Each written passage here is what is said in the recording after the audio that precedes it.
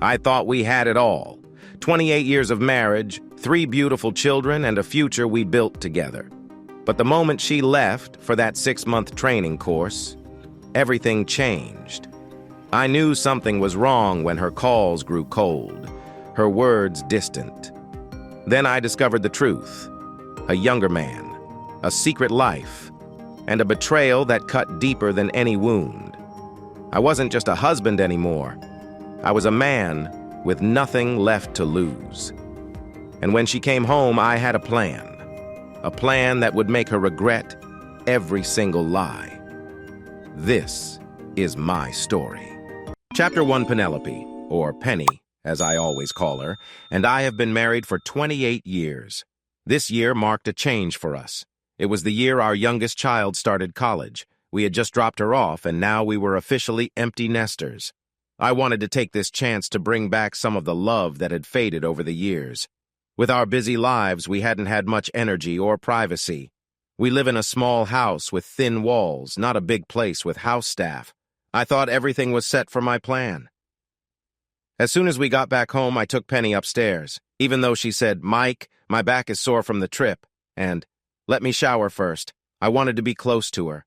I hoped that this moment would be a good start for us. After all this time, I still loved Penny deeply and felt a strong connection to her. At 48, she still looked great. After we had shared some tender moments together, we both relaxed for a while to catch our breath. I hoped to recover quickly so we could enjoy more time together. I wanted to show her that our relationship could be exciting now that we had the house to ourselves. I wanted her to feel as close to me as she did when we first became a couple. However, Penny had other things on her mind and took this moment to talk about our future. Penny is a nurse. She started her training as a nurse when we first met. After taking time off to have children and dealing with the challenges of raising them, she has mostly worked as a general nurse. Over the years, she often noticed younger nurses coming into the job, fresh out of school. They would take a few courses and quickly get promoted, sometimes even being promoted ahead of her. Saying she was upset about it was like saying the Pope was just a little bit Catholic. After a really special moment together, I learned about a plan she had thought through carefully. Penny explained that there was a serious lack of pediatric nurses at her hospital. If she took a tough training course that lasted 6 months, she would have a good chance to stay at her hospital. She also knew that the head nurse in the other hospital's pediatric department would be retiring in 2 years, and she wanted that job. If everything went as planned, Penny would be in a perfect spot to take over from the matron of her current hospital when that person retired in 5 years. Penny had her heart set on a big prize. She had looked into it and discovered that she could get paid while training for 6 months. This way, she wouldn't make things hard for our finances. Plus, her better salary would help us reach our goal of retiring at 60 with enough money saved up. I gazed at Penny, amazed at this new drive within her.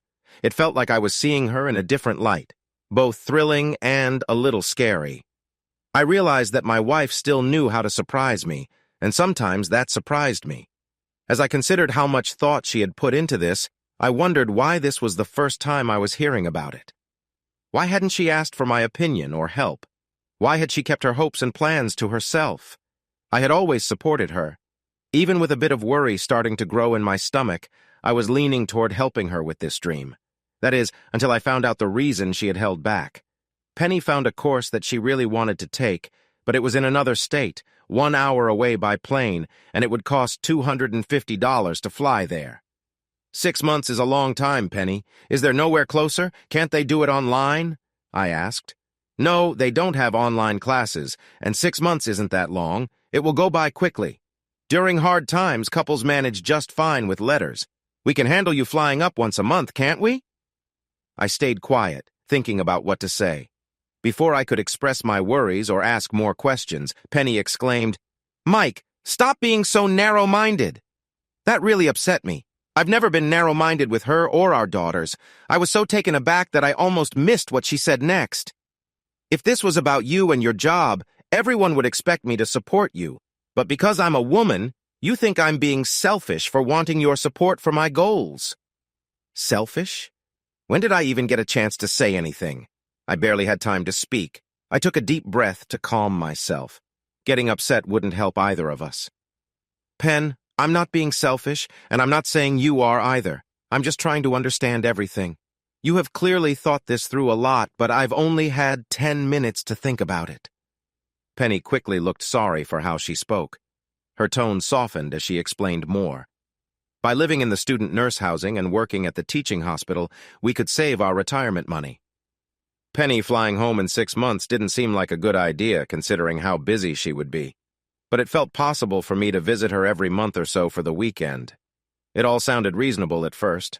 Still, I realized later that the difference between my plans and Penny's made me a bit unsure.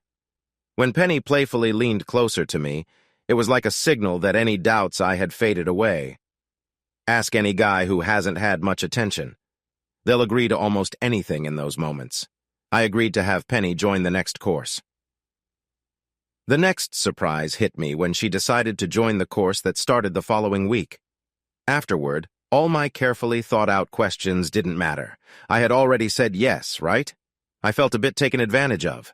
Penny left in a hurry, excited like a kid going off to their first camp. She was so happy that she nearly forgot to say goodbye. I'm a bit ashamed to admit that I had a hard time making a new schedule. For years, I didn't have to think about how to spend my free time. I often let Penny plan our social life. As long as she included my family in her plans, I was fine with her taking over that part of our life. I wasn't the only one like this. Many of the men I worked with were the same. Most evenings and weekends were filled with activities that Penny had organized for us, or with necessary chores like mowing the lawn, washing the car, and driving the kids to their sports events. Now, from the time I got home from work at 6 until 10 or 11 at night, I felt lonely and bored. I wasn't used to going out a lot since we had never really done that. But now there was no one to share a laugh with when the news showed yet another silly mistake by a politician. I missed simple moments like holding hands and watching our favorite shows together. I even missed giving Penny's feet a little massage. During the first week after Penny left, we talked every night for about 30 minutes. I have to say I was curious if she had thought about how much our phone bill would go up with all this chatting. I also felt a bit jealous. She seemed really busy and excited about her new adventure. She talked a lot about her experiences, and I didn't know many of the people she mentioned. It made me feel a little left out, like I didn't belong in this part of her life. Still, our conversations always ended on a sweet note and gave me some hope. Maybe being apart would make us appreciate each other more. When she came back, we could start fresh and work on our relationship. In the second week, our nightly calls that used to last 30 minutes were cut down to 20. Penny said she needed to study, and our talks were distracting her from her nursing work. That stung. I felt like I was bothering her.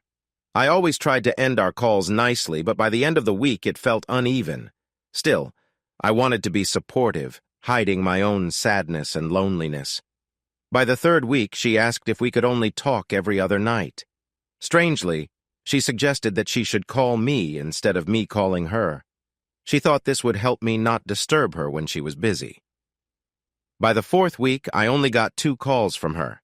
I tried to be understanding. She had a big assignment due and was working evening shifts. But it was tough for me.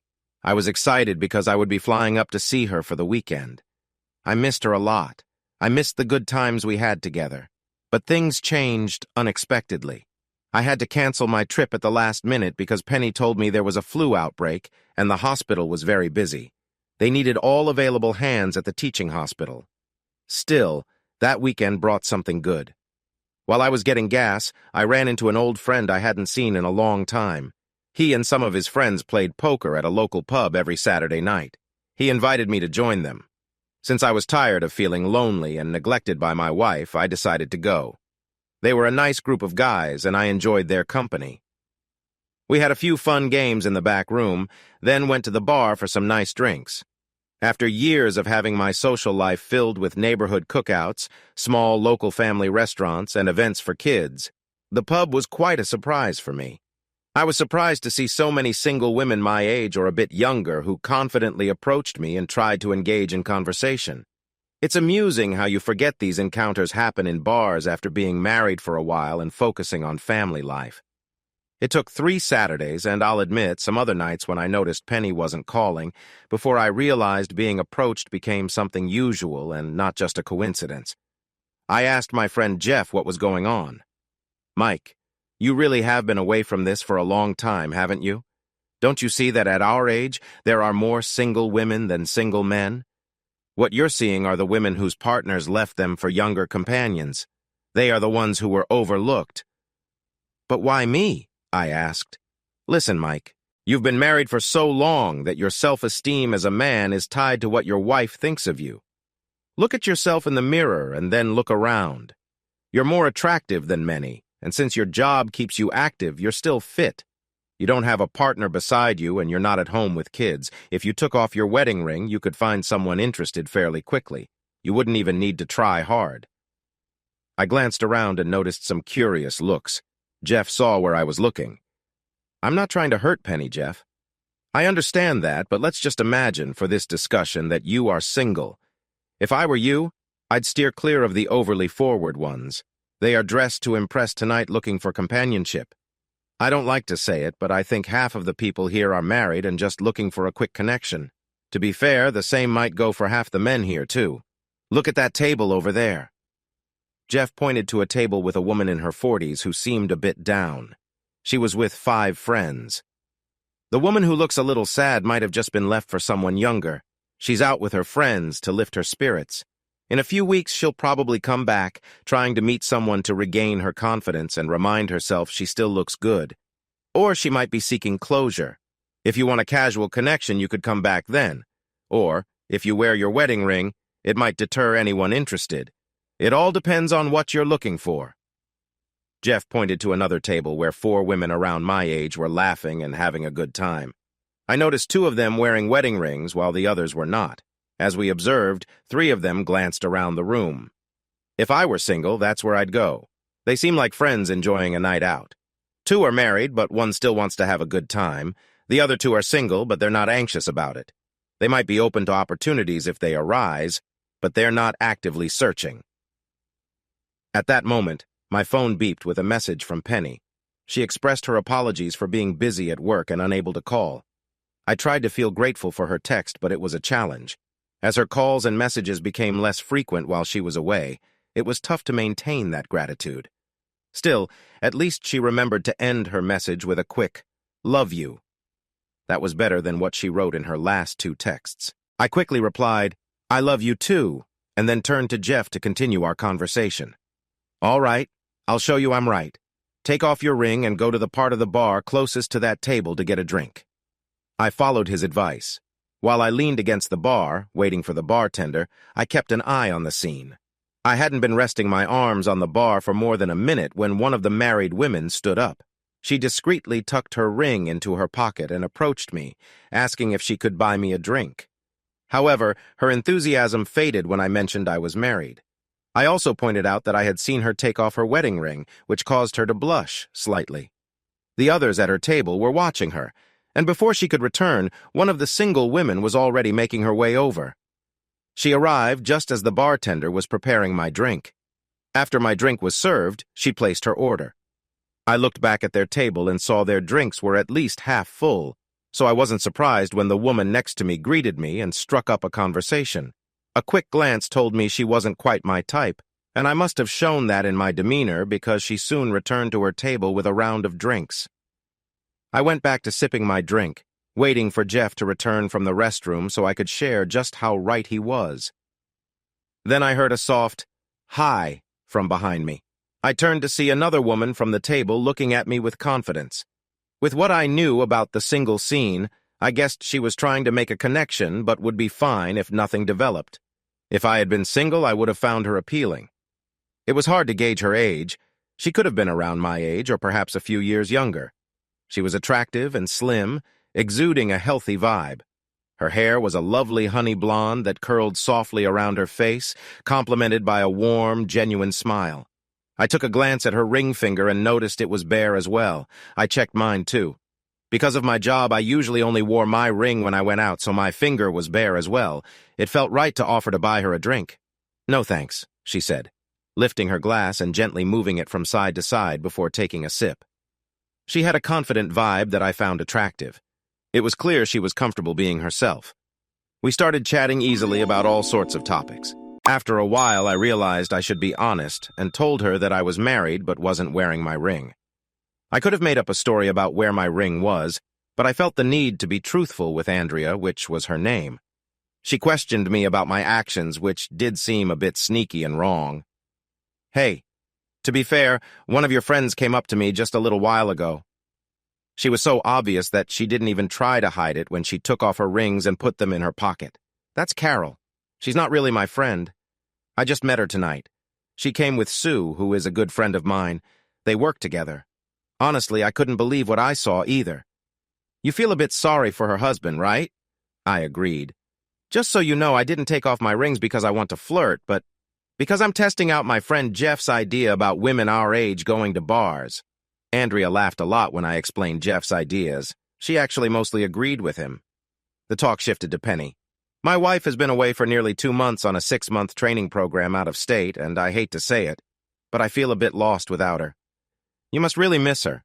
I nodded. "Very much. She's busy with work and studying, so we don't get to talk much. That's why I ended up coming here. I'm tired of sitting here by myself and looking at the same 4 walls in our living room." "So you just want some company? No casual dates or anything like that?"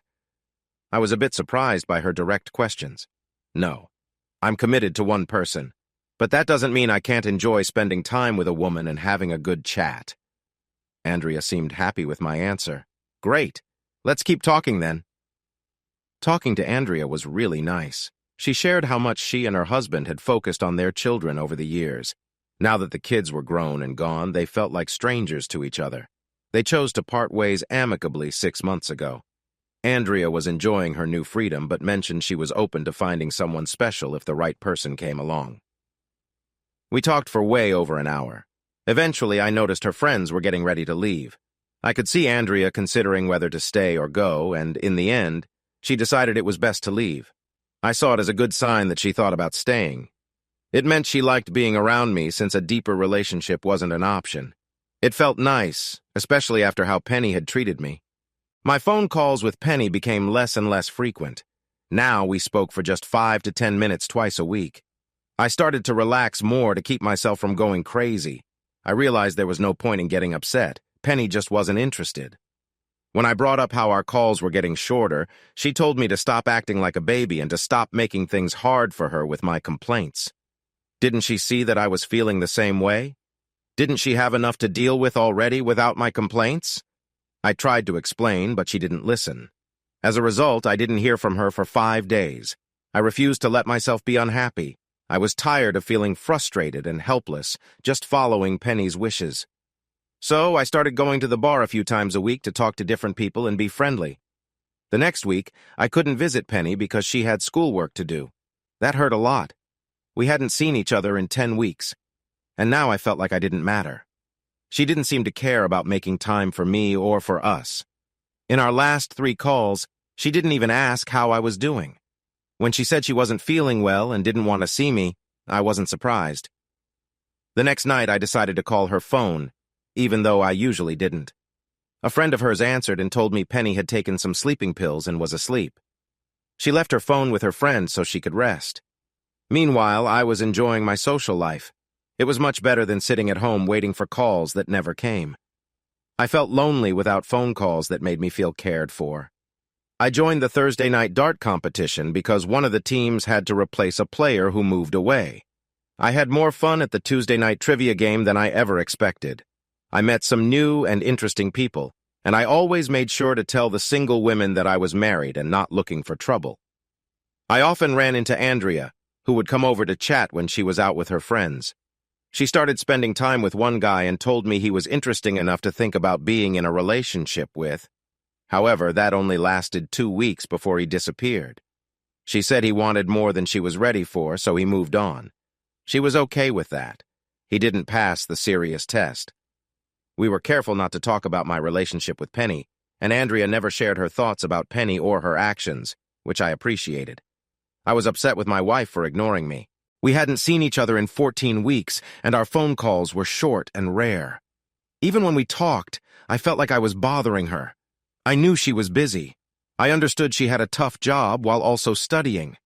But did that mean I had to be pushed away, forgotten like an old shoe? Couldn't we have regular short talks and quick texts without it hurting her plans? The more time I spent with Andrea, the more I enjoyed her company. She was kind and friendly.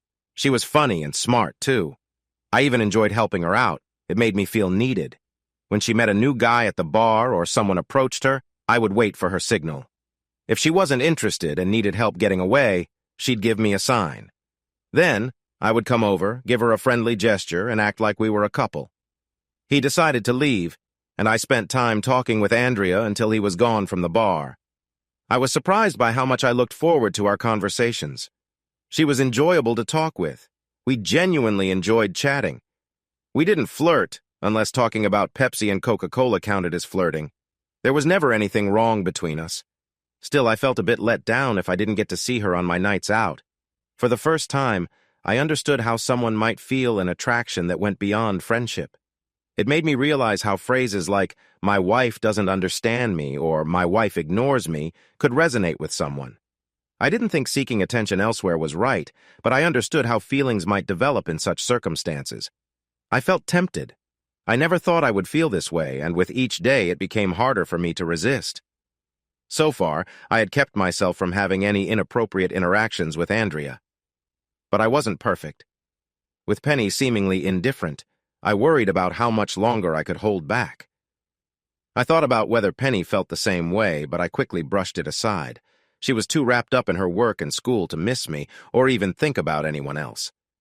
Still, we were only halfway through her training program. I knew I had to take action, or our marriage would unravel before the 6 months were up.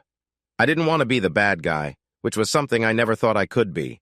I decided to call Penny instead of waiting for her to call me. "Hi, sweetheart. I can't talk long," she said. I held back my feelings of frustration at her quick response. Getting upset wouldn't help. "I know. It seems like you're always busy, but I really need you to find some time tonight. I'll keep it short." I heard her sigh, and I felt a little more irritation. "Penny, I'll get to the point.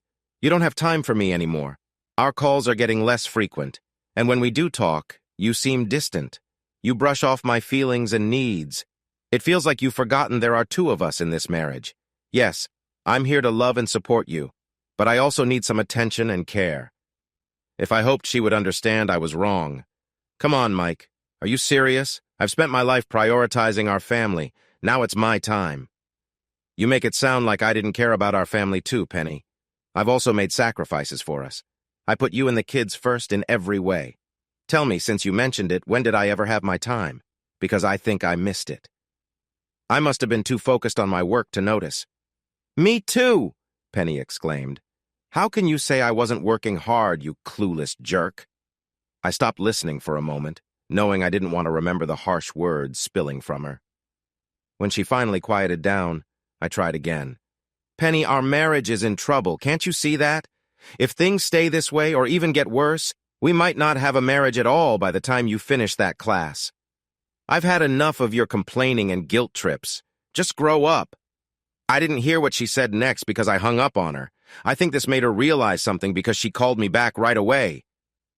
"Listen, I'm sorry, Mike. You need to understand how important this is to me. I really need this. Our marriage is fine."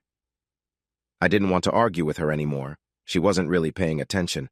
"I miss you so much too, and I'm sorry you're having a hard time without me. But this will be good for us in the long run. You'll see. We're halfway through. When I get back, I'll organize the house and help you eat better again." Her tone surprised me. She sounded like she thought I was foolish. It made me feel like a kid being told off. Yes, I was having a hard time without her, but not in the way she believed. She thought I couldn't take care of myself. I looked around the room. It looked just like it always did. Clean, neat, and in order. I was managing all the daily tasks just fine. My clothes were washed, the fridge was full, the floors and counters were clean, and the dishes were put away. She completely misunderstood. What I missed was the closeness, the companionship. I missed my wife, my friend, and my partner in life. After 28 years, our lives were deeply connected, and her absence felt like a piece of me was missing. I made a sound that she took as a sign of agreement. "Okay, I'm glad we talked about that. Now I really need to go." After she hung up, forgetting once again to say she loved me, I grabbed my keys and headed to the pub. Maybe a cold drink would help ease my frustration. Halfway through my first beer, I realized I had made a mistake. I was not in the mood to be around people or talk. I felt hurt and angry. I was worried, upset, and frustrated. My mind was filled with too many feelings to handle. They swirled inside me like a washing machine on a heavy cycle. Even seeing Andrea's friendly smile didn't lift my spirits. I quickly finished my beer and after a rushed goodbye went back home. Just as I entered my house, my phone beeped with a message. "Are you okay? You weren't yourself tonight. I'm worried. Call me if you need someone to talk to." I looked at the message.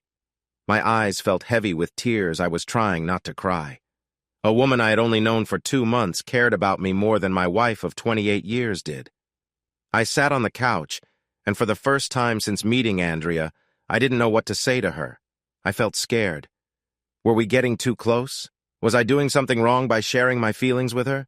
We had never talked about Penny or my marriage, and I hadn't opened up about things I was ashamed of sharing with my wife. I knew I had to be careful. "I'm okay. Just a bad day. See you on Thursday if you're at the pub. Thanks, Mike." I stared at the message for a long time, checking it over and over to make sure it sounded casual before I finally hit send. I warmed up some leftovers and ate them while standing at the sink. As I ate, I realized that Penny and I hadn't talked about my visit planned for next weekend. Penny hadn't said she had plans, so I decided to book a last-minute flight for Friday afternoon. I couldn't wait another week to see my wife. I needed to see her smile, hear her laugh, and catch a whiff of her hair to remind me how much I loved her. I didn't really think Penny would do anything wrong while she was away, but I wanted to surprise her. This way she couldn't make excuses again. Finally, Friday came. I left work a bit early and headed straight to the airport.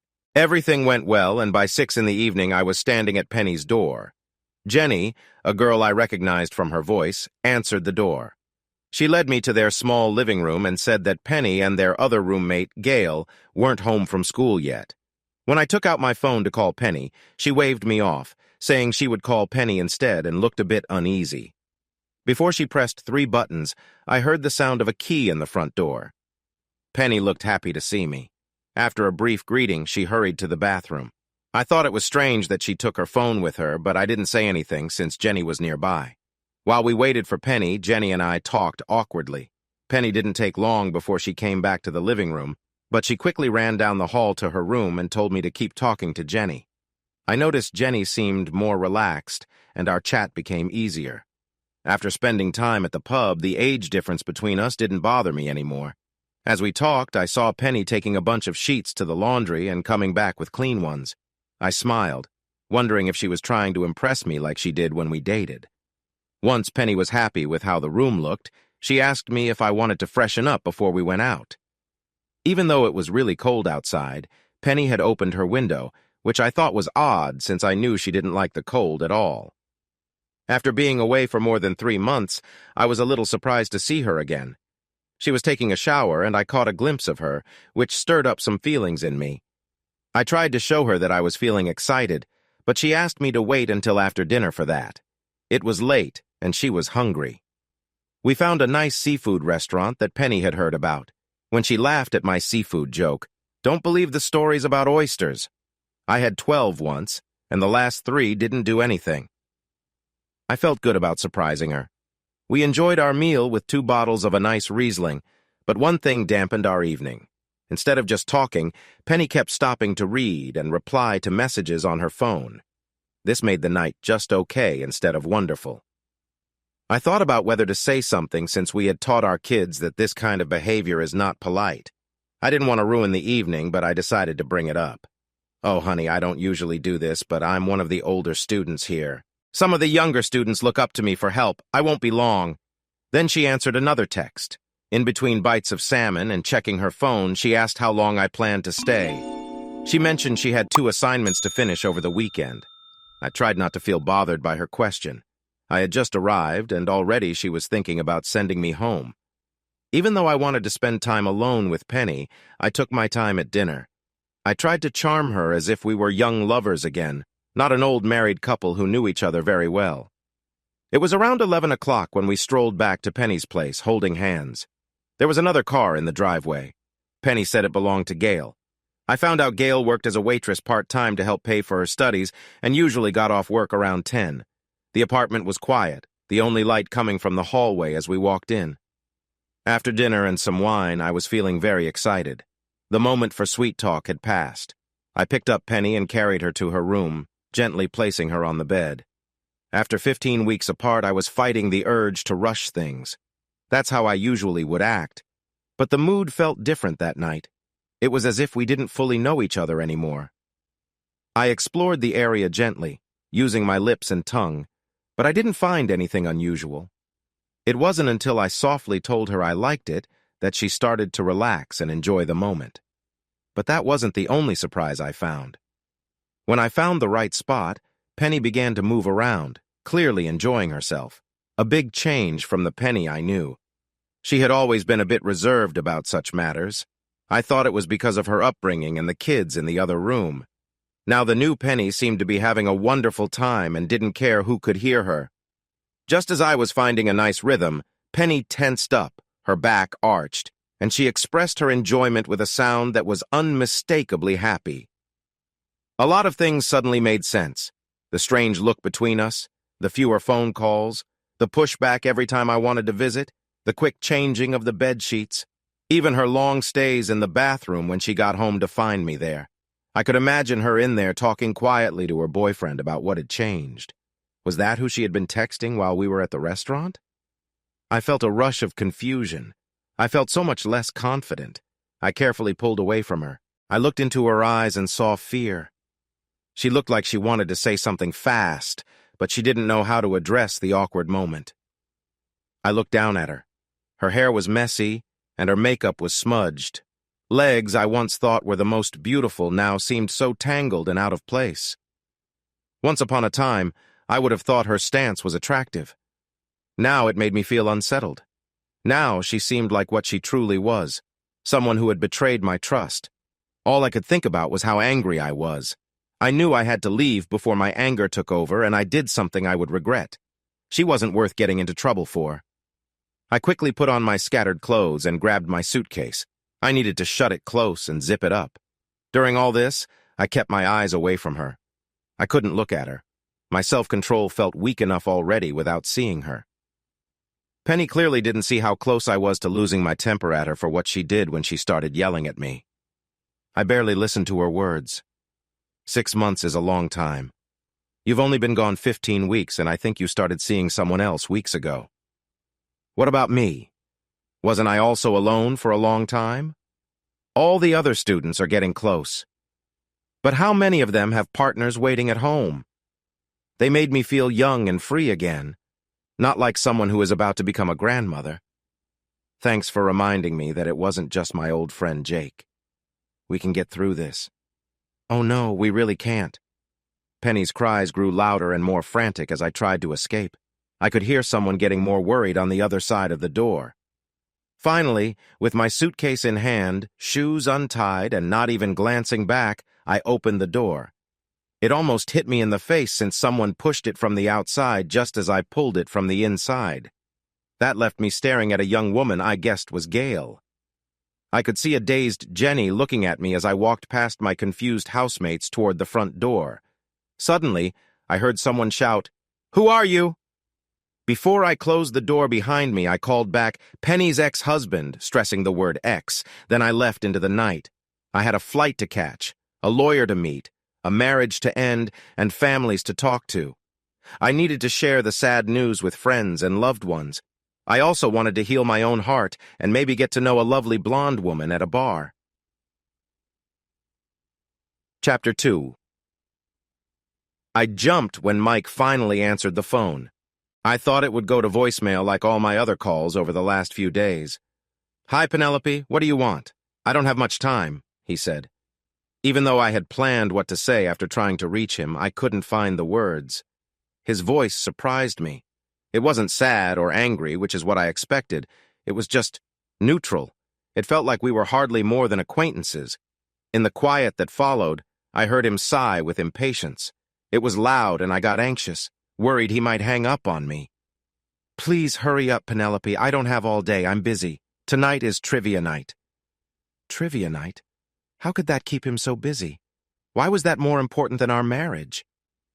Before I could think, the words came out of my mouth. Penelope, you don't see how much this means to me. I really need this. I felt a wave of shame thinking about past conversations we had in the last 3 months. Hearing him bring them up made me frustrated. Don't make our marriage seem small like this. We need to talk. But it seemed like my words meant nothing. Look, I have to go. My team needs my knowledge of history. I can't let them down. Talk to you later. I stared at my phone in disbelief, thinking that maybe the screen would somehow change the fact that Mike had just hung up on me. The wine I had drunk to calm my nerves before the call turned heavy in my stomach, leaving a bad taste in my mouth. I felt uneasy and wished I had chosen to fly back home right away instead of staying. I shouldn't have let Mike cool down. I should have gone after him no matter what.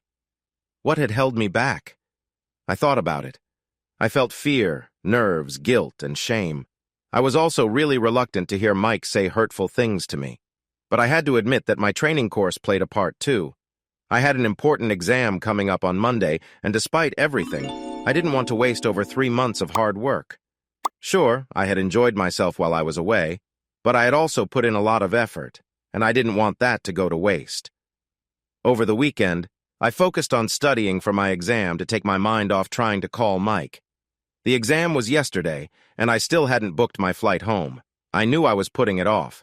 Facing Mike at home felt too real. For some reason, the house felt like Mike's place, while the apartment felt like mine. I secretly hoped Mike would come back so we could have a proper conversation. I put my head in my hands. Dealing with reality was tough. It had been 4 days, and I realized Mike wasn't coming back to talk to me. I glanced at my phone again and saw that Jake had sent me several messages. I resisted the urge to read them. That was very hard to do. The clock on my phone showed it was past 6. It was too late to ask my course coordinator for time off. I would have to wait until tomorrow. I hoped I wouldn't have to explain in detail why I needed the time off. That would be pretty awkward. Surely saying I had a family emergency would be enough. I put my phone in my pocket and walked to the kitchen. I looked in the pantry and sighed. Everything seemed like too much effort, and I just wasn't hungry. I went to my room, lay down on the bed, and stared at the ceiling. I closed my eyes, but sleep wouldn't come. My mind was racing.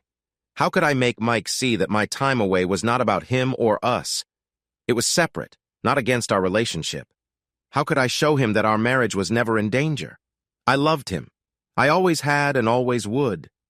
A wave of frustration hit me. Men and their pride could be so trying. Yes, I had made mistakes, but only in a physical sense. In my heart and mind, I still belonged to Mike. How could I make him see that this is what truly mattered? I didn't want to feel the weight of what had happened. Yes, I had given in to my feelings, but I knew that this choice could help us in the long run.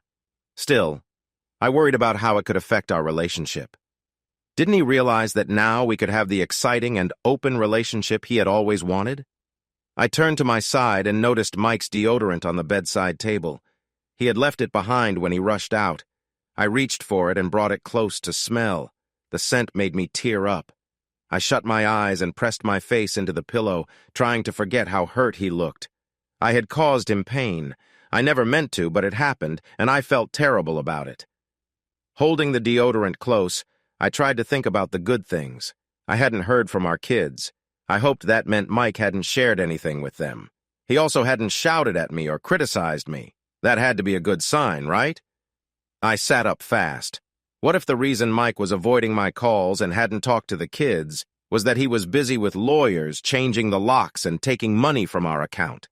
What if his calm voice on the phone was just him hiding his plans to cause harm to our marriage? I jumped off the bed and rushed to the living room where I had left my laptop.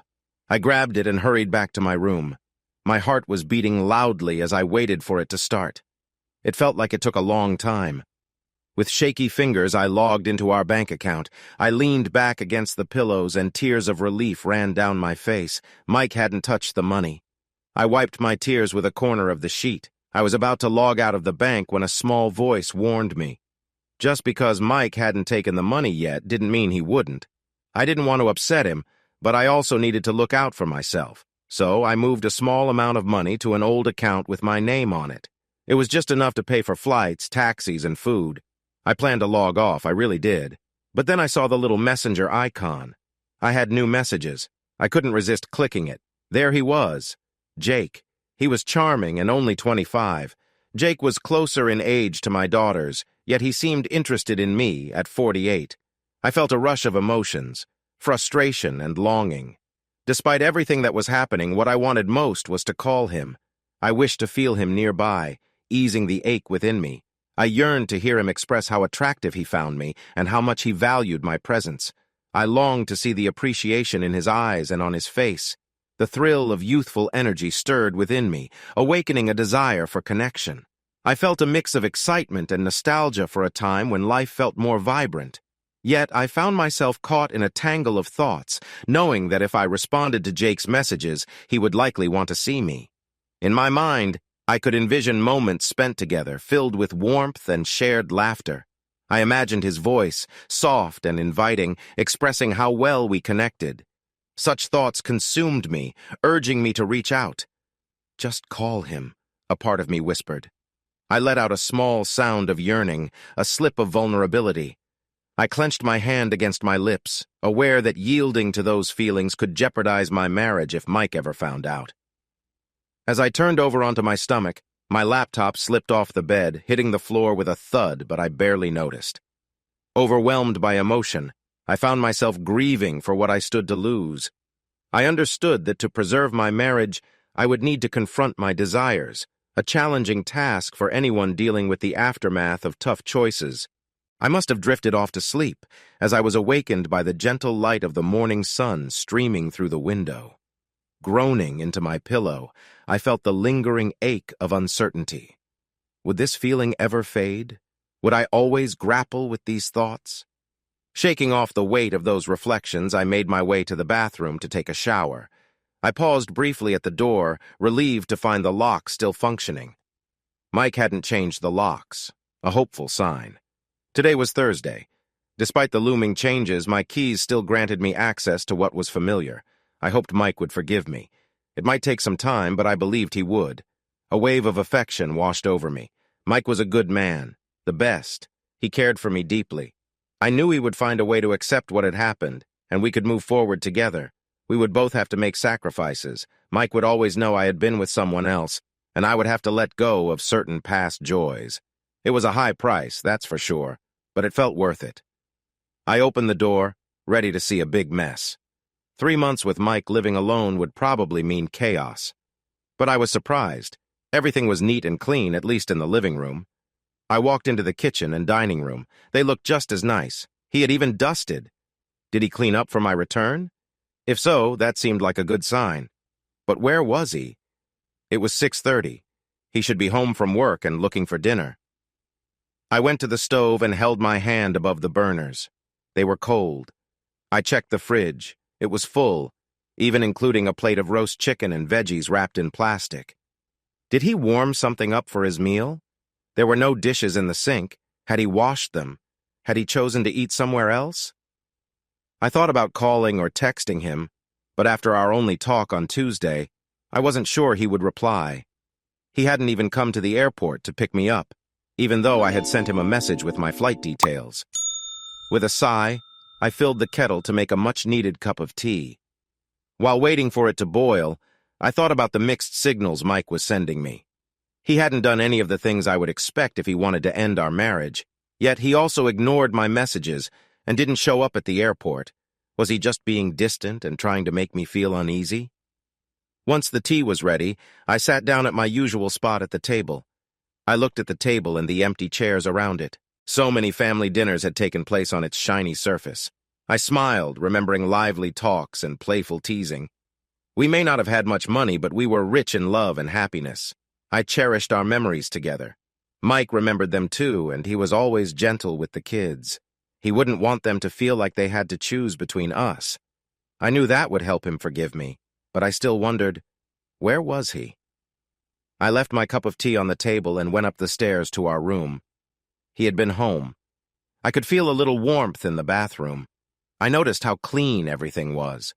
I used to think Mike would be messy when I wasn't around, but he surprised me by keeping things tidy. I slowly walked back to the dining room and sat down with my tea. Where could he be? My stomach growled. I was hungry. I opened the fridge. Had Mike left the chicken dinner for me? I pulled back the edge of the plastic wrap and took a whiff. It smelled good. That made up my mind. I put the plate in the microwave, and while I waited for it to beep, I set the table for myself. It bothered me that I didn't know where my husband was. I thought back to our talks during the last 16 weeks. What had Mike said he was up to? I realized there wasn't much to recall. I looked around the room again. It didn't seem like he was spending his nights at home. A wave of worry started to grow in my stomach at that thought. Mike had never been one to go out with friends or take weekend fishing trips. He had always been a family man. Had that changed while I was away? Some vague memories of a name floated in my mind. It was a name Mike had mentioned in the first few weeks of the course. What was it again? John? Jeremy? Jason? I was sure the name started with a J, but none of the options I thought of felt right. And then it came to me. Jeff. I was trying to remember Jeff's last name, so I hurried to the sideboard where we kept an old address book. It was really old back when we didn't just save numbers on our phones. I flipped through the pages searching for the name Jeff. I found it under S. It was actually Jeff Saunders. There was a different color pen next to it with a phone number, so I figured it was the right guy. I dialed the number on my phone. It rang a few times, then went to voicemail. I hit the table in frustration. Why was nothing going my way? Just then, the microwave beeped, reminding me I still had my leftovers inside. I had totally forgotten about dinner. I decided to eat while thinking about what I would say when I finally got in touch with Jeff. The roast was surprisingly tasty. Once things got calmer between Mike and me, I hoped he'd cook more often. As I finished my last bite, I picked up my plate and utensils and took them to the sink. Now it was time for my second try to call Jeff, and I felt nervous. What if Mike had told him something? I remembered that Jeff could be pretty blunt, and I worried he might be straightforward with me. I sighed, knowing I would just have to deal with it. With my mind made up, I pulled up my call history and pressed redial on Jeff's number. He picked up after the third ring. Hello? His greeting sounded uncertain. Hi, Jeff. It's Penny Granger. I was wondering if you knew where Mike is? There was a long pause, and I held my breath, hoping he wouldn't hang up. His silence let in sounds from his surroundings. It seemed he was somewhere busy with other people. Hello, Penny. Long time no see. Yes. How have you been? And how is... I stopped, trying to remember Jeff's wife's name. Jane and the kids? Jean's doing well? He said, stressing her name. I winced. This was not a good time to forget her name and upset him. We're all good. And you? I really didn't think I was imagining the way Jeff asked that question. He knew something was up. I've had better days. Is Mike with you? Yes, he is. And where is he? At the couple's dart competition? I gritted my teeth, holding back a sarcastic comment. Jeff knew I wanted to know where my husband was. I'd asked twice, but it was clear he wanted to make it difficult for me to get an answer. That sounds nice. And where is this competition? At the pub. Which pub? My local one. I shut my eyes. What a clever jerk. And what is the name of your local pub? I asked, trying hard to sound pleasant. The Royal. I didn't want to give him the satisfaction of asking for the address, so I just thanked him and hung up. His last words, said with a sneer, made me really mad. Anything for Mike's partner. What a sarcastic guy. I opened my internet browser and searched for the Royal. I found out there were several. There was the Royal Arms, the Royal George, and the Royal Oak. Jerk.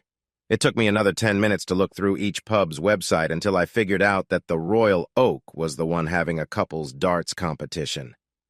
I grabbed my handbag and paused at the doorway to check my hair and makeup. Neither looked good. I frowned at my reflection as I dug through my bag for my makeup kit and a comb.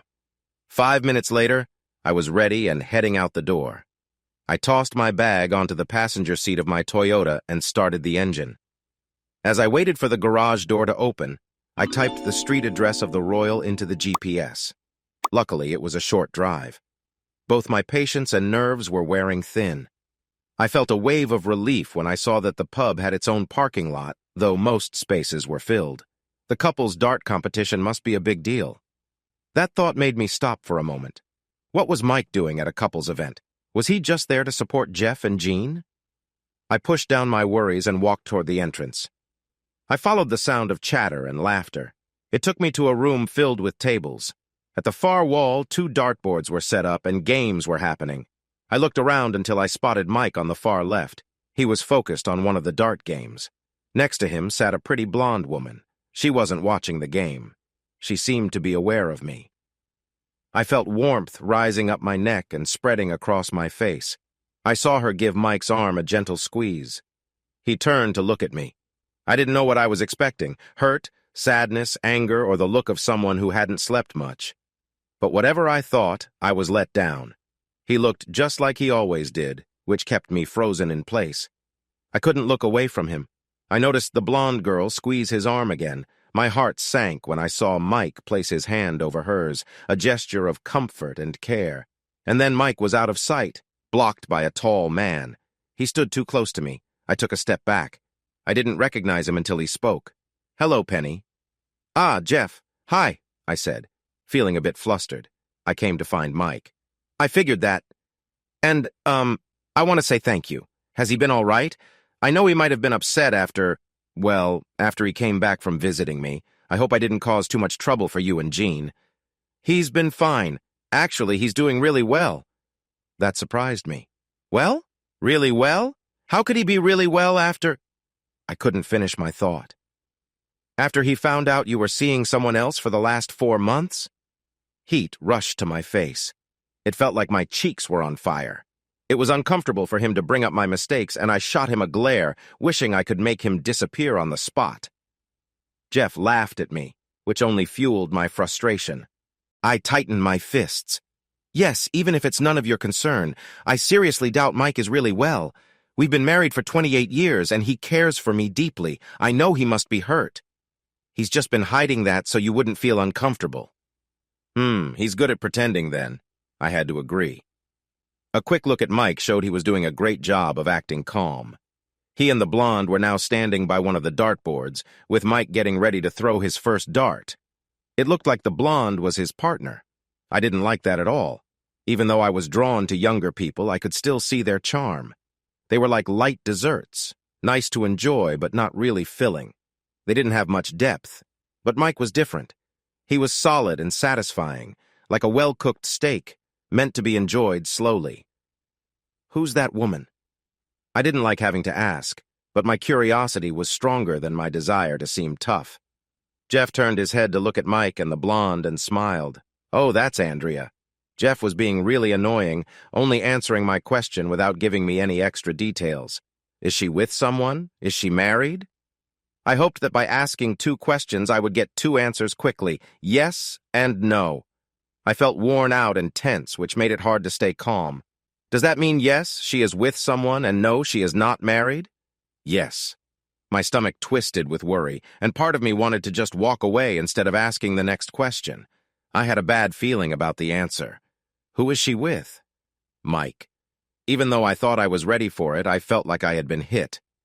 "Well, that didn't take him long," I said, surprised by my own words. "Actually," Jeff said, looking at me with a serious expression, "he's had 4 months to get used to being single." He glanced at Mike and Andrea with a smile. "I guess he's really good at this, just like you are." He looked back at me and his smile faded away. His voice felt sharp and hurtful. "But then again, you did too." Epilogue. It's been 8 years since Mike and I split up, and not a day goes by that I don't think about what happened. Once it was clear we couldn't work things out, I focused on my own interests, but it didn't bring me any real joy. It didn't take long for me to realize that chasing after fleeting experiences wasn't truly fulfilling. Just like someone who cannot stop a harmful habit, the satisfaction I felt gradually diminished. I spent 8 years trying to recapture that wonderful feeling from my past. I wish I had understood back then that it would never truly return. I try not to dwell on all the relationships I've navigated since, each one becoming increasingly short-lived. I don't want to think about the choices I've made that I regret. Once I was reserved when it came to love. I worried that if I expressed too much happiness, my husband would have questioned my sincerity. Now, I've shared moments with more people than I wish to count. I've made choices that I hope my kids never learn about. My connection with them is already fragile. As I look around the kitchen and dining room, I feel a sense of longing. The spaces feel empty without Mike. He used to fill them with warmth and joy. Now they are silent. Once they felt like home. Now they feel like just a house. I should be grateful that Mike sold me his part of the house for less than it was worth, especially since I never returned to finish my studies and still work as a general nurse. But it's challenging to feel thankful when I know his kindness came from a different place. Andrea, that affluent woman, wanted Mike. She would have chosen him, even if he had no wealth. I knew they were exploring the world together. They had visited places like Scotland, Venice, Florence, and the Greek islands. I was aware because they had arranged for their children, along with their grandchildren, to join them in Hawaii soon. That meant I would be spending Christmas alone. Again. I looked at my watch and realized it was time to go to work. I grabbed my handbag and walked to the front door. Out of habit, I glanced at my reflection in the mirror. I frowned. I was 56 and feeling the effects of age. It was becoming harder to connect with younger men who now seemed to be in their 30s and 40s rather than their 20s. I sighed, accepting the reality. What could I do? Men my age who were looking to settle down were difficult to find. At least the good ones were. And whether they were good or not, none appeared interested in a serious commitment with me. My past had a way of lingering. The only way out seemed to be moving across the country and starting anew. But doing so would mean leaving my kids behind. And I didn't get to see them enough as it was. I couldn't imagine being even further away. While Mike and his girlfriend Andrea likely enjoyed each other's company, I was on my way to fulfill my duties as a nurse, attending to patients who needed care. I was trying to navigate my path, reflecting on choices that had led to this point. And for what? For a moment of sweetness that only brought me sadness. I held back my tears, feeling sorry for myself. Why bother crying? No one would notice. The end. And now, a little laugh to bring you back to reality, the Vandemonium joke. Thank Joe for it. This morning, around 7 a.m., I went for a walk by the marina. I saw a man running down the dock toward me. He had a long knife and was wearing traditional Islamic clothing. He was shouting, "Praise Allah!" and "Death to all non-believers." Suddenly, he tripped and fell into the water. He was struggling to keep his head above the waves because he was weighed down by the heavy explosives he was carrying. I realized that if he didn't get help quickly, he might drown. I'm not a great swimmer, but I believe in helping people in trouble. So I called the police, the Coast Guard, Homeland Security, and even the fire department. Now it's 11 a.m. None of these groups have come to help, and the man has drowned. I can't help but think I wasted my efforts. Here's the CTC joke. Good thing Van 1 knows how to make people laugh. One day, Van 1 told CTC, "You know, I know everyone you could think of.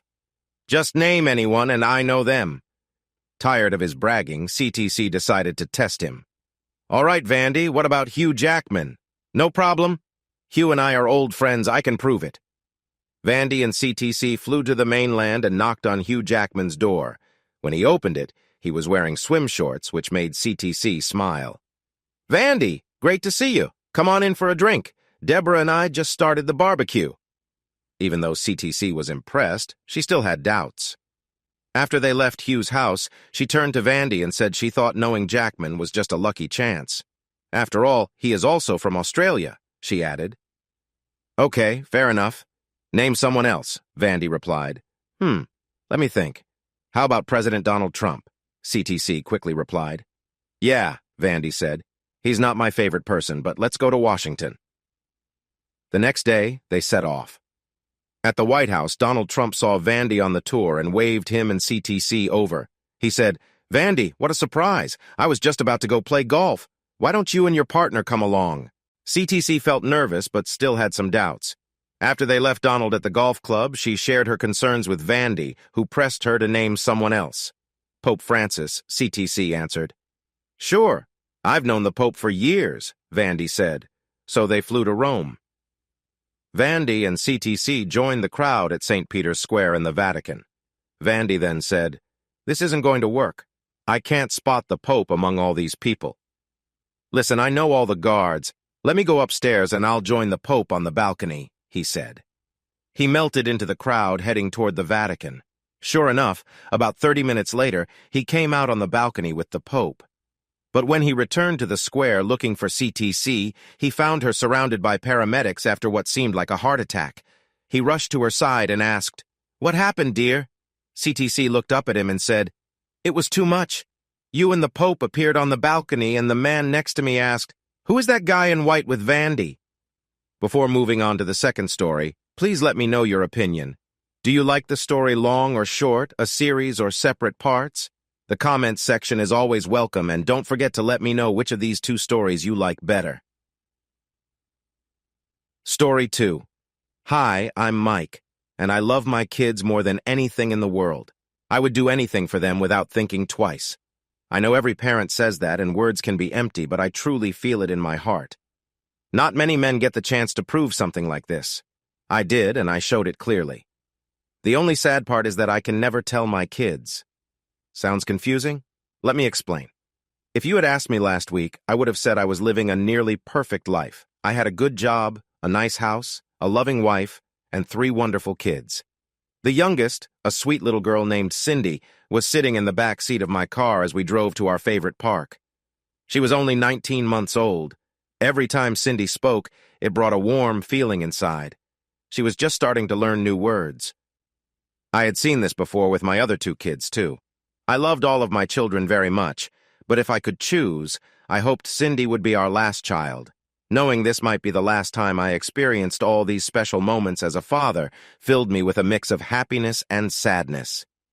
Daycare, Daddy. That's right, sweetie. That's a daycare center. Wow, I was surprised. We had just passed by a daycare center. But how did Cindy know that? She was smart, but she couldn't read yet. The question stayed with me for the next 2 blocks, making me feel uneasy. I usually think quickly. My friends say I have a knack for understanding lots of facts and seeing different possibilities really fast. But after 2 blocks, the only answer I could come up with was that Cindy must have visited this daycare center enough times to recognize it. The problem was, my wife, who stays at home with Cindy, had never mentioned sending her to daycare. We had even agreed to wait until she turned 2 to start. I needed to figure this out. As soon as it was safe, I turned around and parked in the lot by the center. Any parent knows how long it takes to get a toddler out of a car seat, and today was no different for me. My mind was racing, which made it even harder. When I got to the doors, I thought about what to say. I imagined saying, "Hi, my name is Mike. Do you know this little girl?" But I knew that would need more explaining. In the end, I didn't have to say much. The friendly woman at the front desk smiled at the girl in my arms. "Hello, Cindy. What are you doing here today? You usually come on Wednesdays, but I don't see your name for tomorrow." "Hi, I'm Martha. You must be Cindy's dad. Sarah has told us all about you." It's surprising that I could chat normally while my thoughts were all over the place. I think I told her that Cindy saw the place while we were passing by and wanted to say hello to her friends. After chatting for a few minutes, I made an excuse and went back to the car.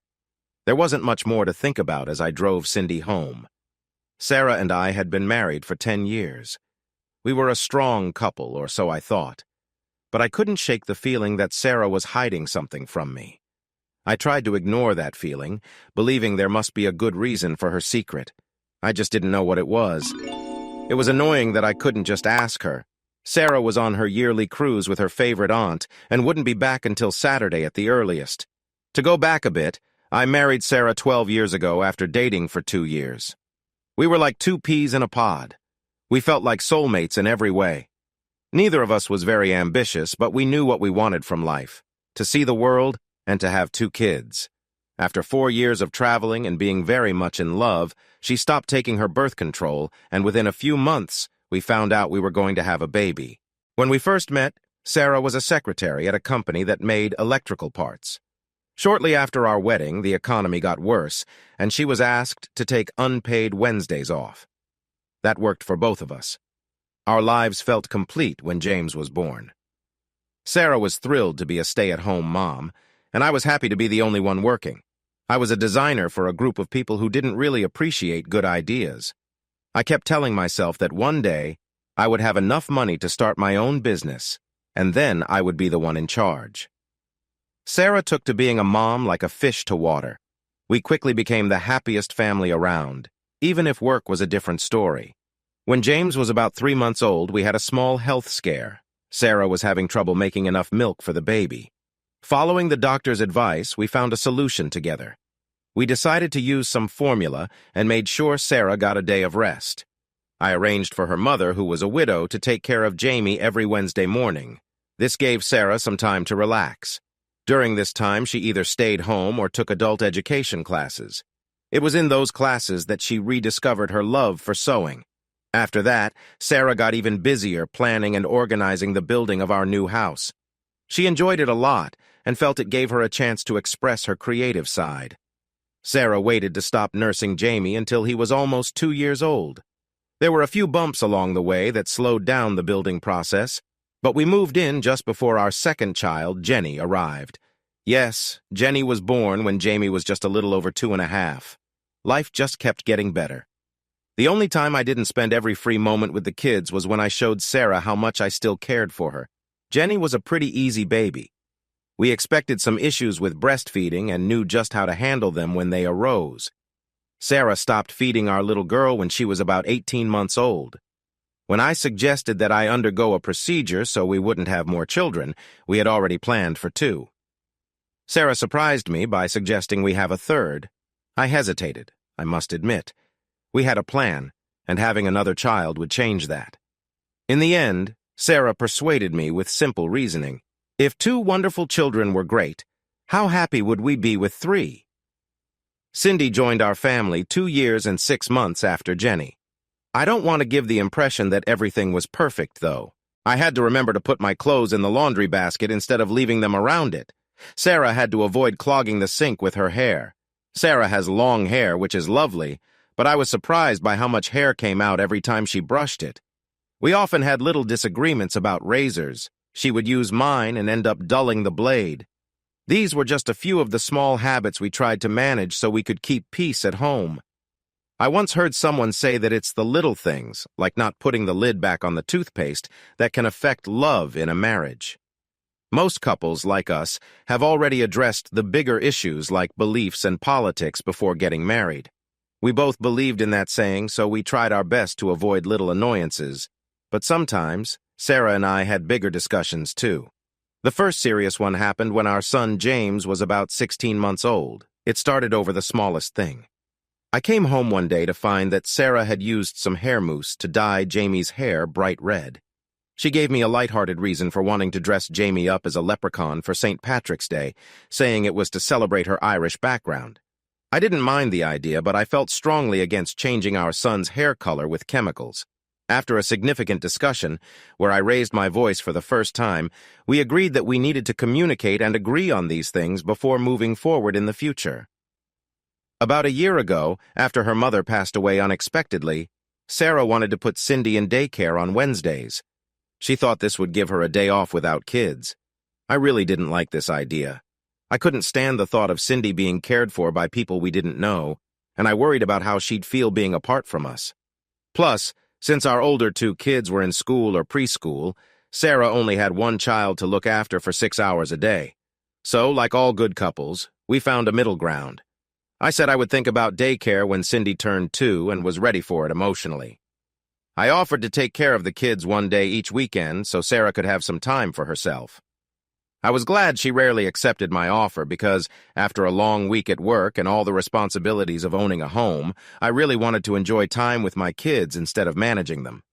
Plus, her not asking for help showed me she could handle everything just fine. Another thing bothering me was Sarah's hints that she wanted a 4th child ever since Cindy's first birthday.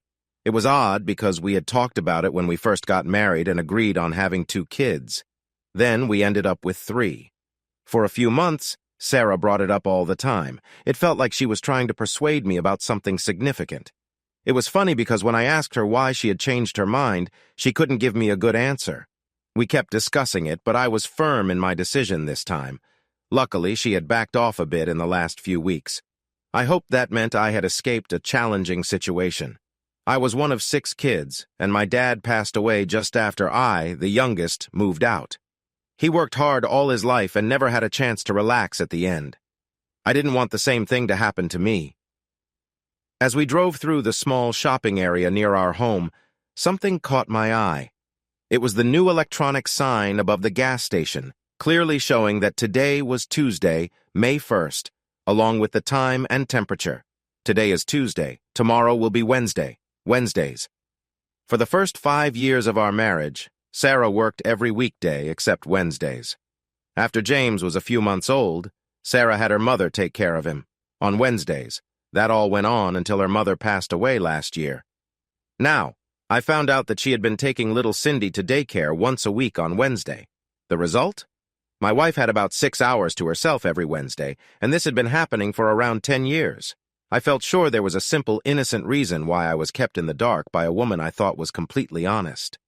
Deep down, something told me it was about more than just needing a break from being a mom. I didn't like this nagging feeling of doubt growing in my mind. I really wanted to call her and ask what was behind all this. I hoped it would ease my worries, but I couldn't. Sarah was unreachable until Saturday. Let me explain.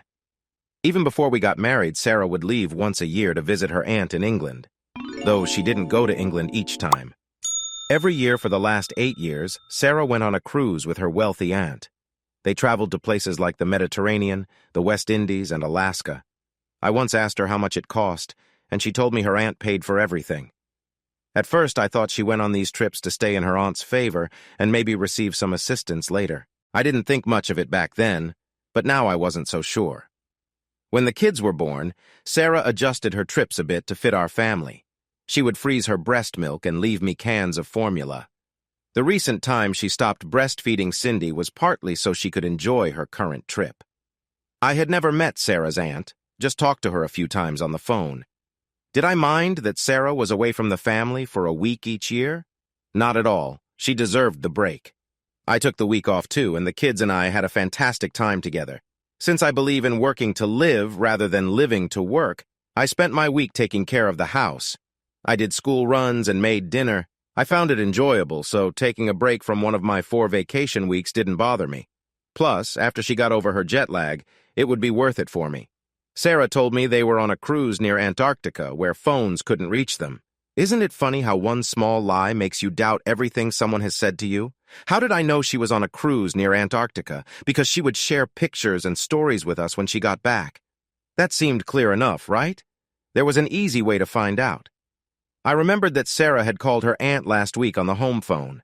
I checked the call list and found an English number. Without thinking, I pressed redial. It rang for about 6 times before I realized the time difference. It was around 1 a.m. there. I was about to hang up to stop my overly shy behavior when the answering machine kicked in. "Hi, you've reached The Simpsons. Pete and I are enjoying a cruise near Antarctica right now. You can reach us on my mobile after May 3rd. That was nice to hear, right? She really was on a cruise. But now I was curious. Who was this Pete? And why didn't she mention Sarah? Plus, I remembered the aunt was returning on the 3rd, and my wife wouldn't be back until the 6th. I felt a tight knot in my stomach. Sarah and the kids mean everything to me, but this mystery was bothering me. I just had to find out more. The photo albums. On the shelf were small books filled with pictures from their cruises. I picked out last year's album and opened it. There was a picture of the beach in Cancun, and another of her aunt standing in front of a big ship in Barbados. Her aunt was at the officers' table, surrounded by bright white uniforms and shiny gold details. I looked through every page, but I couldn't find what I needed. I was worried about whether Sarah was telling the truth, so I picked up another photo album, then a third, and even a fourth. Not a single picture showed my wife. If I were the kind of person who noticed these things, I would have found it very strange. Why had I never thought about this before? It was because I had never been suspicious before. I wanted to prove my doubts wrong. I thought hard to find another way to show Sarah was innocent. Then it hit me. Her car. For as long as I could remember, Sarah always took late-night flights to meet her aunt. She took a taxi to the airport, but this time she drove her car and parked it in the long-term parking lot. I opened the filing cabinets and pulled out the files for Sarah's savings and credit cards. Thankfully, each photo album had dates, so I could find the right weeks quickly. I remembered from before that the long-term parking cost $85 for a week. After looking through the statements for 10 minutes, I didn't find any charges close to that amount. I was going through the trips in reverse order when I noticed something strange. For the 8 or 9 days Sarah was away, there were no charges at all. I knew her aunt paid for everything, but not even a single cup of coffee while traveling. My concern grew. I needed to find out more. At that point, Cindy woke up. I called my sister to ask if she could watch her for a couple of hours. As always, she happily agreed. I dropped off the cheerful girl, promising myself she would never know she was part of the only time I doubted my wife. I hoped that after today, I could forget it and think of it as a little awkward moment in a long and happy marriage. I drove to the airport. Thankfully, we live in a small city. I parked in the short-term lot, squeezed between the 2 long-term lots. It used to be sheep fields, but now there were cars parked in neat rows for miles. I chose a random direction and started walking. To keep it short, after 45 minutes, I realized Sarah's car wasn't there. So where could it be? On my way back, many thoughts filled my mind. Should I be worried enough to call a lawyer just to check my fears? I had a feeling I would face a tough situation if we ever divorced. I had come to understand this for some time now. I might be the only person in my country, literotica land, who didn't have a lawyer for a friend. What a disappointment. I needed the facts, fast. I could feel my doubts growing in my mind, and I wanted to stop them before they became too big. When I got home, I had an hour left before I needed to pick up the kids from their schools. So I decided to look through the house from top to bottom. I wasn't sure what I was looking for, but I hoped something would show itself as wrong. Sarah loved our home. She had worked closely with the architect to design it and had helped the builders along the way. The house was 3 stories tall. It stood on a sloping hill, and when you entered, you found the kitchen, guest room, dining area, main living room, and 1 bathroom on the main level. Upstairs, there was a family room, 4 bedrooms, and 2 more bathrooms. Because of the way it was built, there was plenty of space underneath for a storage room and Sarah's sewing area. The sewing room was reached by a steep, narrow set of stairs. Since it was the only room in the house that belonged solely to Sarah, it was the best place to begin looking. By the time I had to leave for school, I was sure of one thing. There was nothing strange in her sewing room. Everything there was normal for someone who sews. I even looked at the sewing table for hidden spaces, feeling a bit silly for doing so. After leaving Sarah's sewing room, I peeked into the storage room down a short hallway, but I decided I would have to check it later. I noticed how dark it was, even in the middle of the afternoon, since it was partly a basement. I was distracted as I picked up my 3 items and made dinner for them. I didn't feel like myself at all. Once everyone was in bed, I set up an old baby monitor in Cindy's room and took the other part to the lower level again. In the storage room, I moved and opened every single box. Everything seemed normal and nothing looked out of place.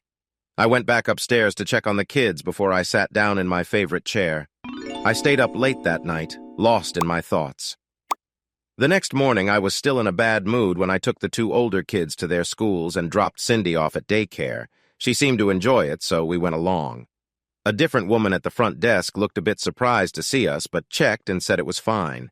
Detective Mike asked some questions, and I learned that Cindy usually got picked up at 2:30 and had been going there for about 7 months. My frustration about Sarah's issues was growing. I imagined what excuse she would come up with if Cindy ever mentioned daycare when I asked her if she was happy. I sat in the car with my head resting on the steering wheel. What could I do to find out the truth about Sarah's situation? I couldn't wait any longer for Sarah to come back. Not having answers was making me really anxious. I had searched the house and found nothing, but maybe I missed something. There had to be something that would help me understand. I decided to go back to the house quickly. I started in the guest bedroom, then moved to the master bedroom. I looked everywhere, even checking the bottoms of cupboards and drawers for hidden panels. Still, I found nothing. Next, I turned on the home computer and searched through all the files. Again, there was nothing useful. Sarah couldn't access my work laptop, so I didn't need to check that. The only places left were her car or her phone. Even with all my searching, I still had no answers. Why hadn't she told me about the daycare, and where was her car? Where was my wife, and what was she doing on Wednesdays? I was so frustrated it was hard to explain. It was only 1:15, so I had time to try the only thing I could think of. I went down to the sub-basement and started over. I felt like I must be missing something. This time, I moved the sewing desk and checked every corner to see if there was a hidden space, but I found nothing.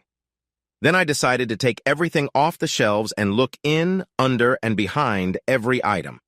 Halfway through, I picked up one of those wheat bags people use for sticking pins and needles in. One of the needles pricked my finger. I was tired from not sleeping, worried, and very frustrated. I did something I usually never do. I lost my cool. Grabbing the little bag, I threw it toward the far wall. Well, that was the plan. At the last second, it slipped from my grip and went straight for the bare light bulb. There was a loud noise, and suddenly everything went dark. Frustrated with my lack of control, I sank into Sarah's chair, with only a faint light from the doorway to see by. The small windows on this floor, combined with the cloudy weather, made it feel even darker. Just like my mood. I stayed in Sarah's chair to calm down, figure out where to search next, and think like she would to find clues. If this kept up, I might really worry myself before she got home on Sunday. I turned the chair slowly, thinking about different ideas and possibilities. I didn't notice a small beam of light at first. It was only when I looked down at my hand resting on the sewing table that I saw it. The light was shining on my wedding ring. Only later did I realize the funny part of it all. I followed the beam of light to the wall of the room, which was made from old rough wood panels. I remembered Sarah saying she got it for a good price when we built the house. She explained that distressed meant the wood had some flaws, like little holes. The light was shining through one of those holes. It was about the size of a milk bottle cap, just above and to the right of the sewing desk. I put my eye to it, but I could only tell that there was a space behind it. I couldn't see anything else. As a test, I switched off the light near the main door. Just as I thought, the light from the hole disappeared too. I ran upstairs, grabbed an extra light bulb, and quickly put it in. The room was bright again. For the next 10 minutes, I pushed, poked, and pulled at the wall, looking for a hidden door. But once again, all I got was a deep feeling of frustration. I was just about to grab some tools to examine the wall more closely when I suddenly remembered a scene from one of Sarah's and my favorite movies. In that movie, a girl was exploring a grand old house, trying to find the way into a hidden passage. She finally unlocked the door by placing her finger in a small hole. I looked over at the knot hole in front of me. My feet moved on their own toward it. I poked my pinky into the hole and felt something blocking it at 3 o'clock. It wouldn't budge when I tried to push it in or pull it out. But when I turned it to the right, I heard a faint click, and a wooden panel on the far side of the room opened just a little. My heart started racing. One moment it was calm, then suddenly it was beating fast. We had built this house together. The only people who could possibly know about this secret were the architect, the builders, and one other person, Sarah. Sarah was the only one wanting to make a hidden room. What was I about to find out about my honest wife? I knew deep down that whatever was in that room was important. The way she kept me away from where it was being built told me that. Instead of feeling pleased that I wasn't imagining things, that Sarah really did have a secret, my heart sank. I pushed my sadness and disappointment away for later. When I opened the door, I saw a beam of wood against the wall. That's why I hadn't felt anything when I tried to check earlier. The inside of the room was lit by a strip light above the door. They say that people who keep secrets can get caught by little things. Tonight, that saying was true. Having that light connected to the one in the sewing room was a mistake. Unless the outer light went out, or, in this case, was accidentally damaged, the hidden room would never be found. I found it strange to think if this was a mistake by Sarah or if the electrician didn't follow her plans. I knew I was hesitating. Deep inside, I understood that whatever was in this hidden space would change my happy life forever, and I felt unsure about uncovering Sarah's secrets. For a long moment, I thought about closing the door and walking away. Maybe not knowing was better. Later on, I realized that I could never have guessed how much my life would change. The space was 2 feet deep. Behind the 3-foot-wide door, I saw clothes hanging on a steel rail, just like in Sarah's closet upstairs. However, these clothes were clearly nicer and much different from what I was used to seeing her wear. At the bottom was a small set of drawers. A quick look showed they were filled with delicate clothes that, when worn by my lovely wife, would have caught anyone's attention. Next to the drawers were racks holding about 10 pairs of high-heeled shoes. The right wall of the room was wood and clearly the end. The left wall was made of steel. Turning left, I noticed a gap between the wall and more steel. In the dim light, I could see that what I thought was a solid wall was actually the left door of a set of double doors. I found a latch, opened it, and pushed the second door wide. The other half of the hidden room was taken up by a huge fireproof safe. It was so large that it must have been put in before the room was finished. Where had I been when all this was happening? Sarah, oh Sarah, what are you keeping from me? On the front of the safe was a keyhole and a big round handle. Wow! Now I had to search for the key. Feeling frustrated, I grabbed the handle and leaned on it, almost losing my balance when it turned unexpectedly. Sarah seemed so sure I wouldn't find the secret spot that she never locked the safe. I didn't know how to feel about that. Did she think I was foolish, or did she think she was very clever? If the safe wasn't for security, then what was it for? To keep out mice, or to protect the things inside from fire if the house caught flames? That made whatever was inside seem very valuable. Taking a deep breath, I opened the heavy door and stepped into a whole new world. The top two parts of the space were filled with steel shelves. The bottom part was a steel drawer. Oddly enough, the first thing I noticed was a shiny brochure from a cruise line. The front cover showed a cruise ship sailing near a stunning ice shelf, Antarctica. Under the brochure, there were other flyers for Alaska, the West Indies, and as you might guess, all the other places she claimed to have visited with her aunt.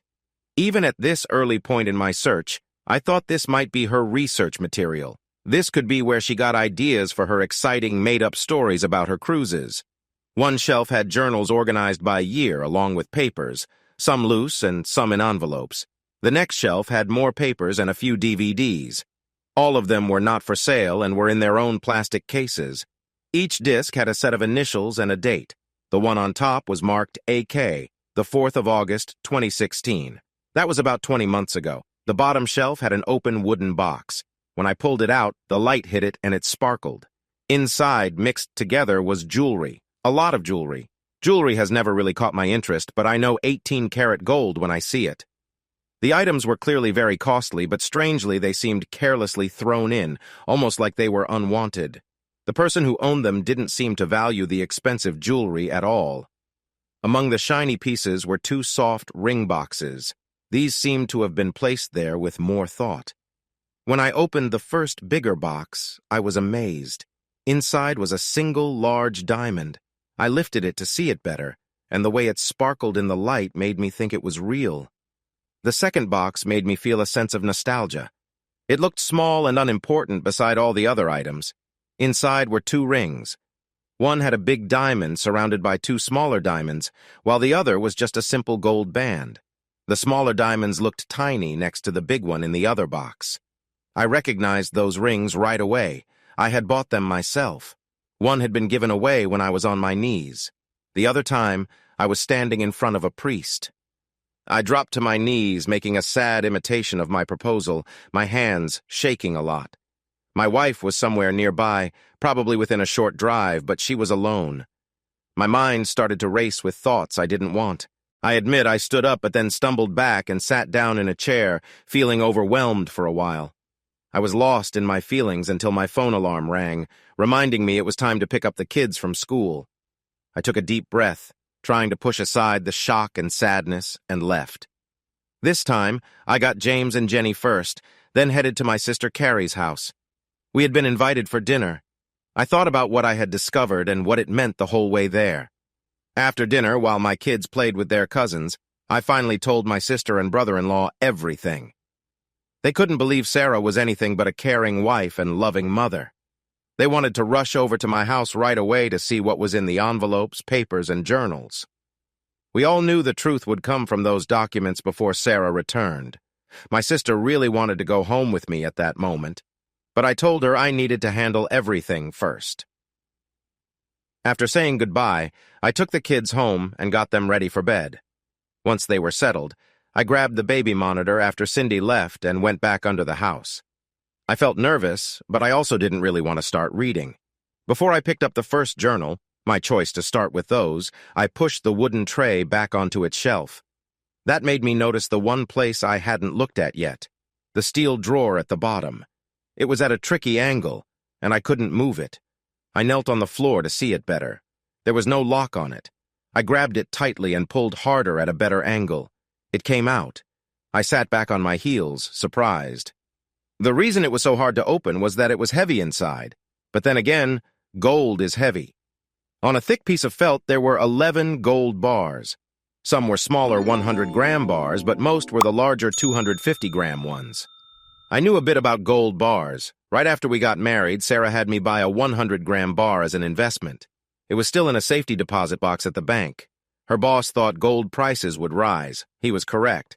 The bar we bought for about $7,500 was now worth over $14,500.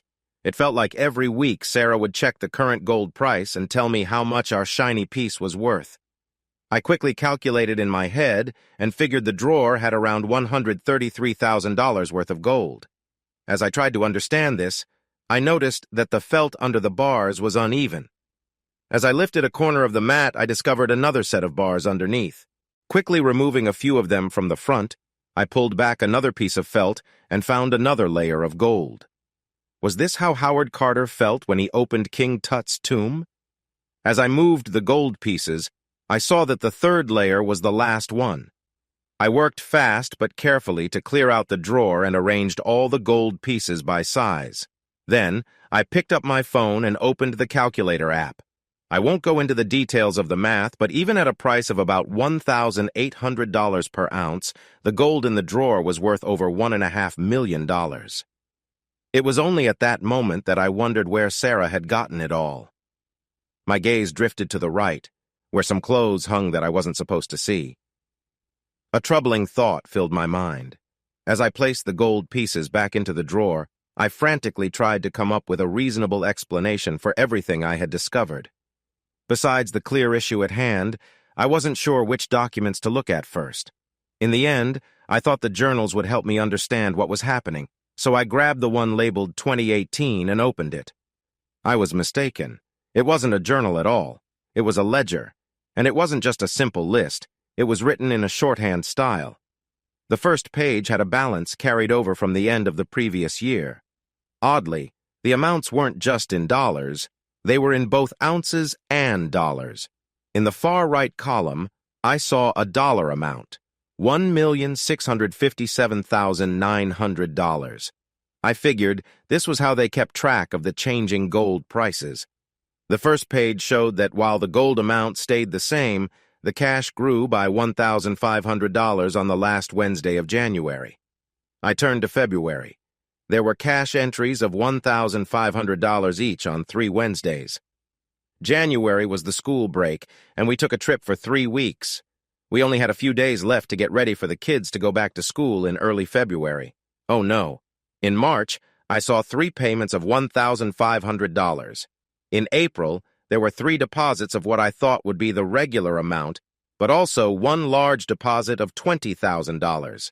The next day, I noticed a withdrawal for the same amount. I quickly checked the rest of the record, but it was empty. At the back, I found 3 printed sheets of paper.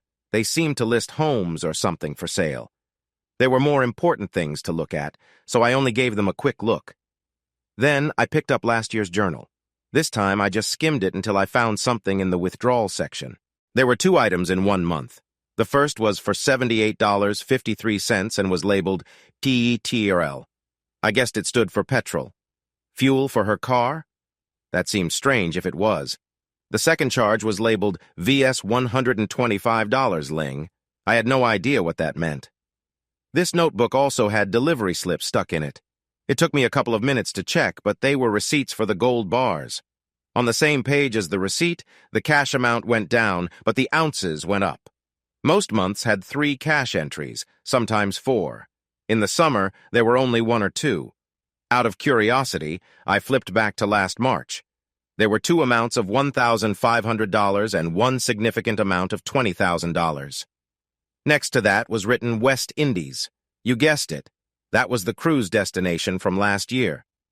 Quickly scanning the 2016 notebook, I saw the $20,000 entry next to the word Greece, which was the planned destination for that year.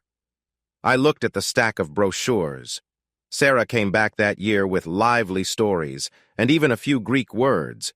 If she hadn't really gone, then her dishonesty was both shocking and sad. Who was this woman? Did I really know her at all? I took a deep breath and pushed my thoughts aside. I wanted to think clearly. Instead of looking through all my old journals, I decided to open the first one from 2003, the year before I met her.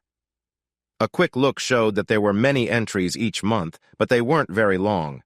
The first entry recorded $200, but by the third page, the amounts had climbed to $600. Next to each amount, there was an initial. I noticed about 4 or 5 different initials. As I flipped through the rest of the journal, I spotted 3 big amounts. Each one was for $10,000. This was all really confusing, so I turned my attention to the envelopes instead. The first envelope was just a typical business-sized one. While it looked normal on the outside, what was inside made everything weirder. It contained the papers for a Ferrari. The owner was Sarah, and it had been registered less than 2 years ago. Sarah owned a car that was probably worth at least $500,000. Where could it be? A random memory popped into my head. It was from about a year ago, I think. I was running an errand for work when I stopped at a traffic light, right next to a shiny red Ferrari convertible. I looked over to admire it. The driver was a blonde woman wearing sunglasses and a scarf. She looked around my age, but I didn't pay too much attention to her. The car was what caught my eye. Next to her was an older man whose hand rested on her leg. He seemed somewhat familiar. I was focused on the car's sleek design when I noticed the driver glancing at me. I smiled at her, but she quickly looked away, perhaps feeling a bit shy. Just then, I saw the light turn green out of the corner of my eye. I thought the Ferrari would zoom past me, but it stayed close behind until it turned off 2 blocks later. Could that have been Sarah driving it? There definitely wasn't a fancy car worth that much money in our driveway. I pay attention, so I would have noticed. So where did she keep it? She must have a hard time, having one of the best cars in the world and not being able to use it whenever she wanted to. Maybe just once a week on Wednesdays. But how could she avoid being seen by people she knew? Perhaps by wearing a wig, a scarf, and big sunglasses. The next envelope was large and stuffed. It had money inside, a lot of money. But that didn't interest me at all. Oddly, there was a brochure for apartments under the envelope. I recognized the place. The first phase of the complex had opened with a lot of excitement a couple of months ago. Sarah and I had spoken about it. The units by the river were not selling well because of the high price. They cost almost $750,000. One thing I used to enjoy, well, to be honest, I'm not sure anymore. I decided to give her a chance at this point. Unlike lawyers, who often think everyone is innocent until proven broke, I believe in the saying, everyone is innocent until proven guilty. Where was I going with this? I liked that Sarah was content with our life. She didn't care about climbing the career ladder. She seemed happy with my good but not huge salary. We could have bought one of those apartments eventually if she worked too, but that would mean she would have to give up being a full-time mom. Both of us didn't want that. So I understood why Sarah had the brochure, but why was it hidden away here? As I stepped back into the closet, moving away from the good light in the sewing room, I saw a folded piece of paper on the floor. It was a blank title deed for an address in the apartment complex. Sarah's last name was written neatly in the right spot. At the bottom, where a stamp should be, there was a messy drawing of a stamp. The person who drew it clearly had no artistic skills. Next to it, in the same shaky handwriting as her name, was the note. You know what you have to do to get the real thing. Sarah might have understood. I, on the other hand, was confused. The next, thinner envelope had a simple one-page note about the value of what I guessed was a big diamond ring. It was assessed by a business in the next town over. I opened the big ring box and peeked inside again. Wow, so that's what a 5-carat diamond worth $132,000 looks like. I had suspected it was valuable the first time I saw it, but I was amazed it could be worth so much. I placed the ring and the papers back inside. As an afterthought, I looked at the valuation again. July 2014. Jenny was just a few months old back then. Did that time mean anything special? I couldn't think of any reason. When I moved a stack of desk calendars on the back shelf, I found 2 boxes of morning after pills. The calendars showed Sarah's cycle. I was too rushed to consider what that meant. The other papers were in envelopes labeled by year, and when I opened one, it was filled with receipts. I caught a glimpse of one. It was from a lingerie store. It listed a maternity set. We had a similar collection of receipts upstairs. Sarah kept every one of them, just in case she had to return something. That left only the DVDs. Deep down, I knew these would challenge my perception of Sarah. There were 6 DVDs in total. 3 had different initials and were dated shortly after we got engaged. The other 3 were all labeled AK. One was from 3 months before our wedding, and the second was from 7 years later. About 2 years ago, I found myself at a crossroads. I glanced at the DVDs in front of me and then checked my watch. It was time to decide. I already felt tired from being up all night, and I knew the videos would keep me awake even longer. I had 3 kids to take care of, and I didn't want to lose more sleep over this. So I texted my sister to see if she could watch Cindy again the next day. If Sarah's only wrongdoing was stealing my family time, that was a pretty big offense already. I won't go into the details of how I got my older kids to school and dropped off Cindy. Let's just say that by 9:05 a.m. on Thursday, I was in the living room, ready to watch the first DVD. As I walked back to the family room with the DVD case in hand, I felt my heart racing. I looked again at the label. SJ, the 20th of September, 2005. That was the month I proposed to Sarah. Did that mean something? I wasn't sure. My thoughts stopped when I heard Sarah's voice from the television. I turned around and sank into the couch, feeling my heart drop. It wasn't the pictures on the screen that worried me, it was the conversation she was having with SJ. So, you want me to pretend to be your wife while a man you found tries to charm me? Yes, that's pretty much it. But you already know that. I know, but just play along, Steve. Talking about it helps me get ready for the part. It makes me feel excited. I sighed. It was bad enough that she was going to be with another man, but the fact that he enjoyed watching his wife be with someone else made it even worse. Steve took a deep breath. All right. I've brought one of Josie's dresses and some of her things to wear. As you know, your hair is almost the same color, but you should put it up in a clip. Josie always keeps her hair up during the day. They talked about the nicknames and sweet names Steve and Josie used for each other. Steve handed Sarah a bag, which she emptied onto the bed. Then, without feeling shy or awkward at all, she changed her clothes. This made me realize, even if I didn't want to, that she had been in a similar situation with him before. That thought stirred feelings of anger and betrayal inside me. She put on a lovely white dress. Strappy sandals completed her look. Sarah moved to the mirror, gathering her hair and twisting it into a messy bun held up with a clip. Is this okay? She asked. Yes, perfect. You could almost be her twin. Is that why you like me, Steve? Because I look like your sweet, innocent wife? Steve nodded. But maybe the wild version, the one who will do things for you that she won't, right? Yes, he whispered. Do you like the idea of seeing her with another man? Again, Steve nodded. I frowned. What a confused guy. Want to see her enjoy herself with someone else? Sarah had lowered her voice to a whisper. Want to see Josie with someone else? Yes, I do. I hope you found her a good match then, one who will really make her happy. I did. It's great. Steve cleared his throat and shifted a bit. Sarah took a step closer, and I could see her playful side. So, is he going to really catch her attention, dear? When she said dear, I knew she was in character. It was not something we usually said.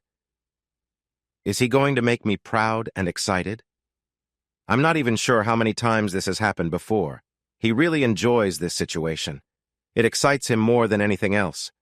Can you hear me? He wants you to be open to others. He wants to share you with new experiences, even with acquaintances and colleagues. He has a wish to witness you engaging with different people, but he's too scared to ask you directly. That's why he's been coming to me for almost 2 years. He has me shower first using the same soap and shampoo as you. He makes me wear your clothes, your perfume, even your old belongings. Then I pretend to be you and meet some individuals he finds. Just look and see what he really wants for you. Sarah's words shocked me completely. I was ready to see her with another man, but this was something else entirely. Now I understood what the video was really about. It wasn't a keepsake. It was a plan for making money.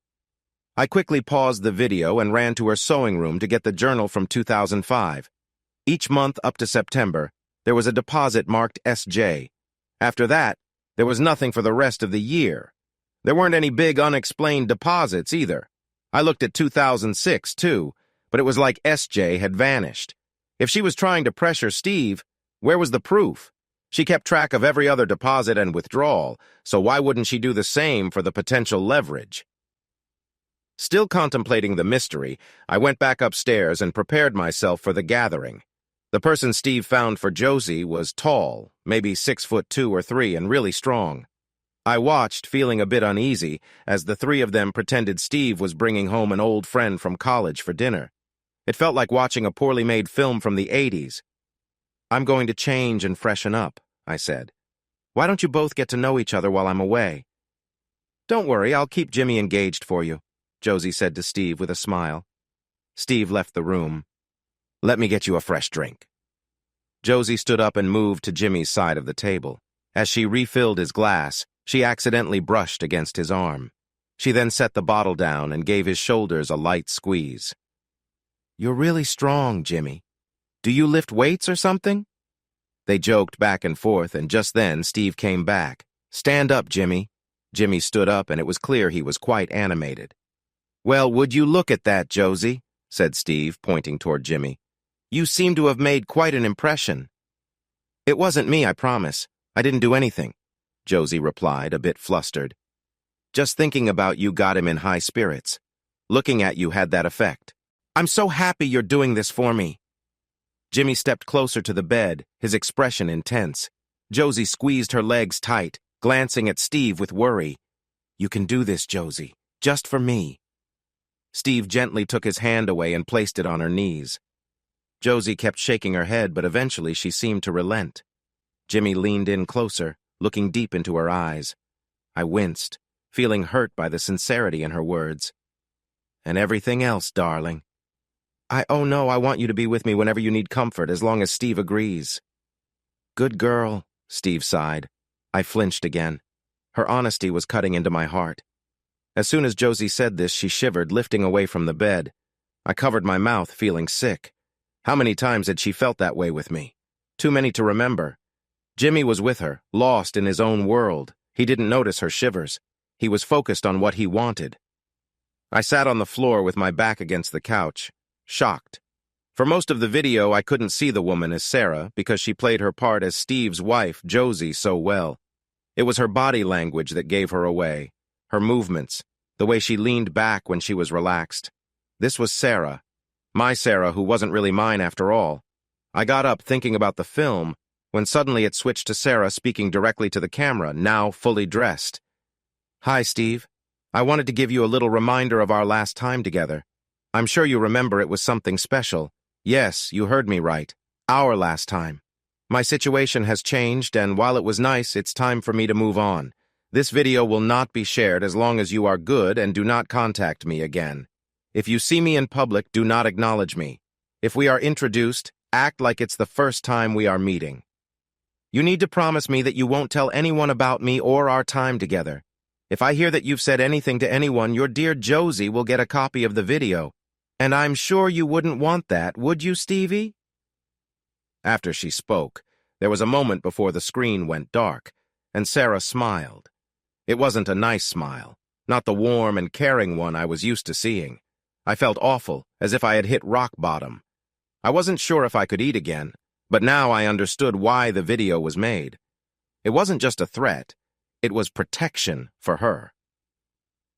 I looked at the other video cases on the shelf, unsure if I could handle watching 5 more like the one I just saw. I knew if I didn't face this today, I might never find the courage to do it again. "Just do it, Mike," I said out loud, hoping saying it would help me feel stronger. "Get it over with quickly. It will hurt less in the end." With a heavy sigh at my own advice, I moved slowly to the DVD player. I took out the SJ video and replaced it with RG from October 18th, 2005. As I pressed play, I realized I didn't need to watch every detail. I only needed to grasp the overall story. RG was Richard, a rich CEO who had been married multiple times. Next up was HD from October 25th, 2005. It was clear Sarah had been busy in October. HD, or Harold as she called him, was another interesting character. He felt excitement when Sarah led him around playfully, demonstrating a dynamic that would probably surprise Harold's customers at his car lots, or even his good Christian wife and 6 kids. Each video finished with a warning from Sarah. It was obvious to me that she was trying to distance herself from her past before our upcoming wedding. I hesitated before starting the first of the AK videos from June 2006. According to Sarah's notes, Alaska was a regular client. Why? What made him special? Why were there 3 videos? Did she really care about him? Did she love him? I realized the only way to find answers was to watch the first video, but I still felt unsure. They can't be worse than what you've seen already, I reminded myself. Just get it over with. AK stood for Artie. He looked familiar. I paused the video on the first scene, focusing on Artie's face to study it. Where had I seen him before? I couldn't remember until I pressed play and watched Artie turn. His side view looked familiar. He was the man from the Ferrari, the one who drove with the blonde. That blonde turned out to be Sarah wearing a wig. The first video showed me that pain can come in different ways. It was less intense, but I recognized the master bedroom from our first house. Sarah, how could she do this? She had brought him into our bed. It felt like a serious betrayal. How could she let him into our home? And what was up with this guy? He kept expressing his affection for Sarah, emphasizing how much he wanted to share a future with her.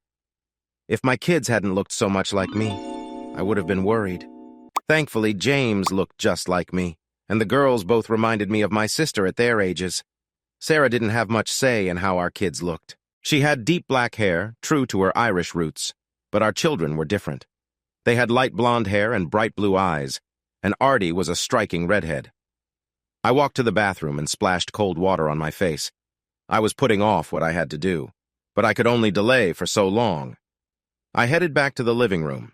DVD 2 was waiting for me. I noticed the date on the screen, August 2013. Sarah was pregnant with Jenny back then.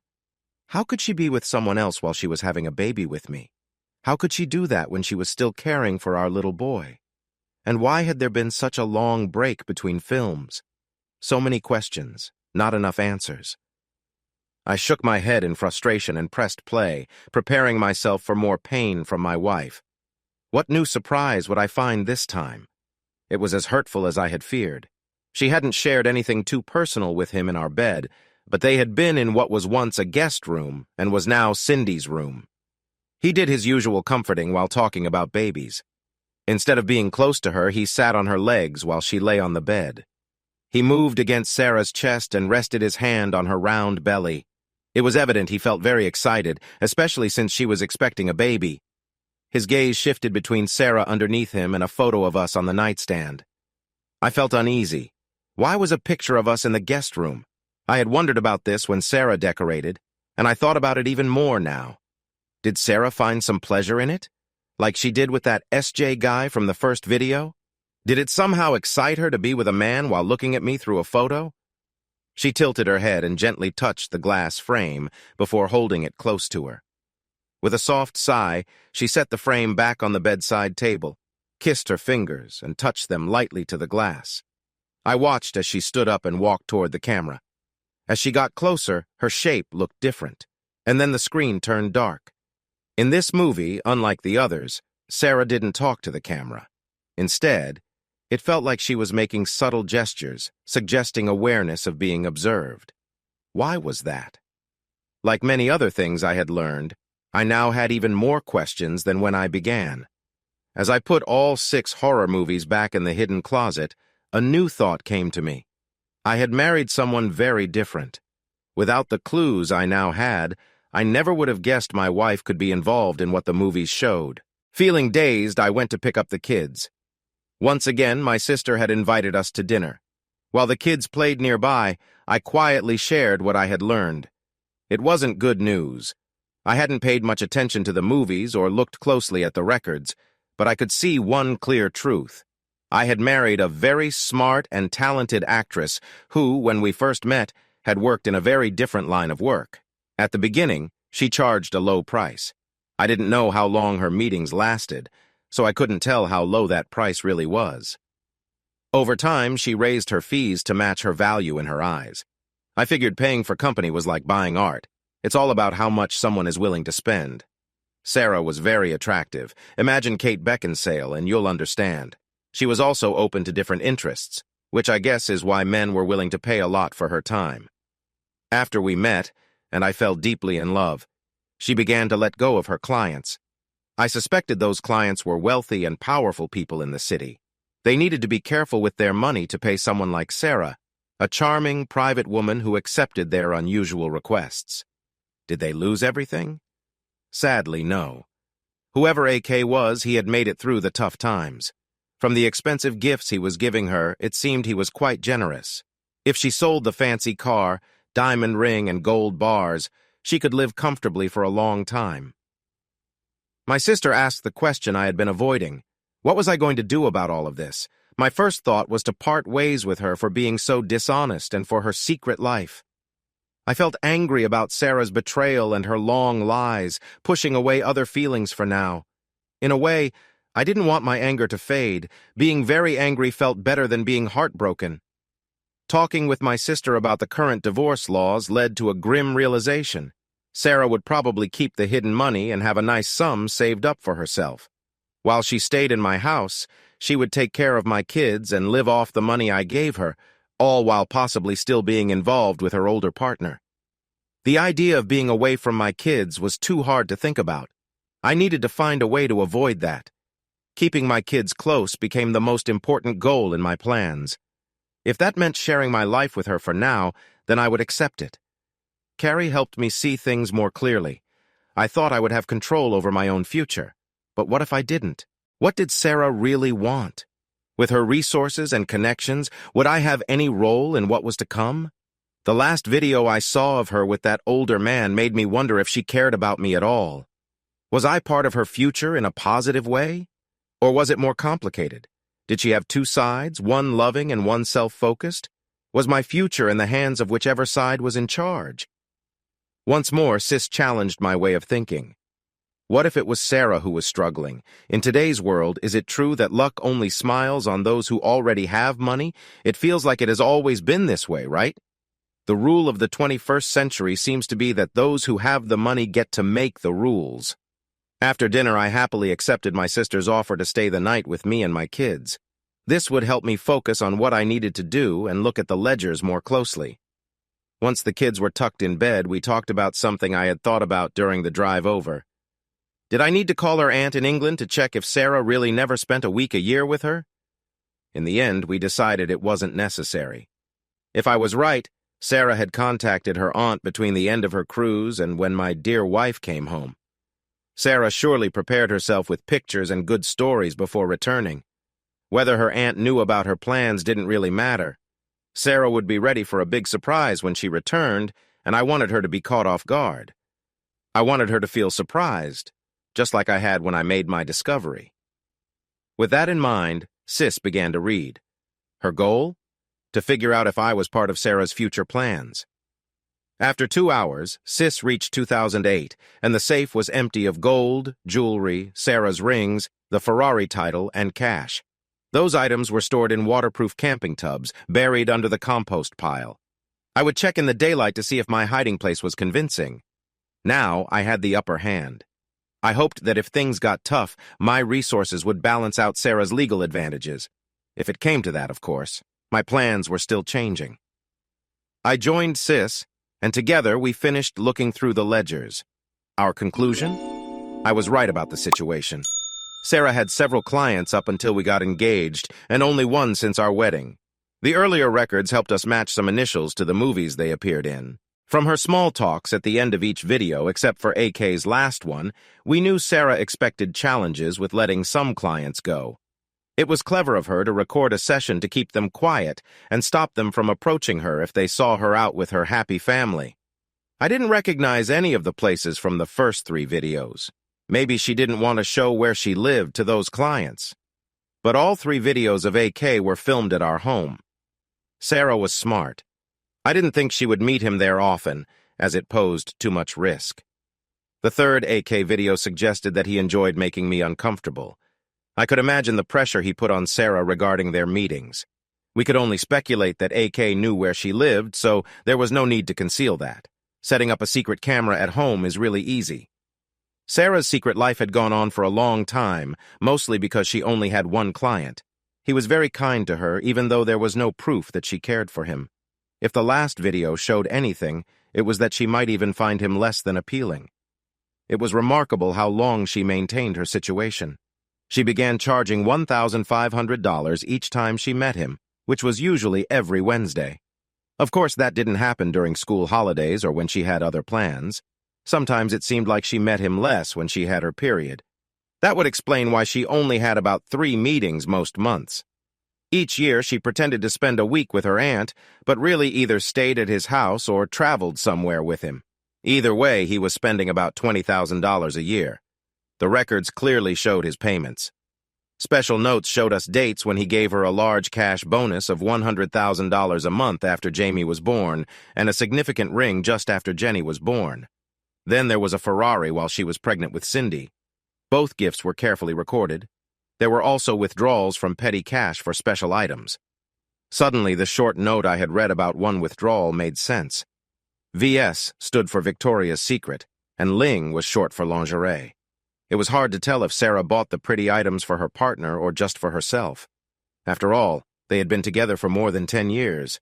After that long, couples need to find ways to keep their relationship engaging. Every few pages had receipts showing when Sarah traded cash for gold. The amounts were small, just under the limit that might have caught the attention of anyone looking into shady dealings. I would have been impressed by her cleverness and planning if it weren't for her talent for trickery. There were just a few money entries we couldn't understand. The most puzzling one happened last month.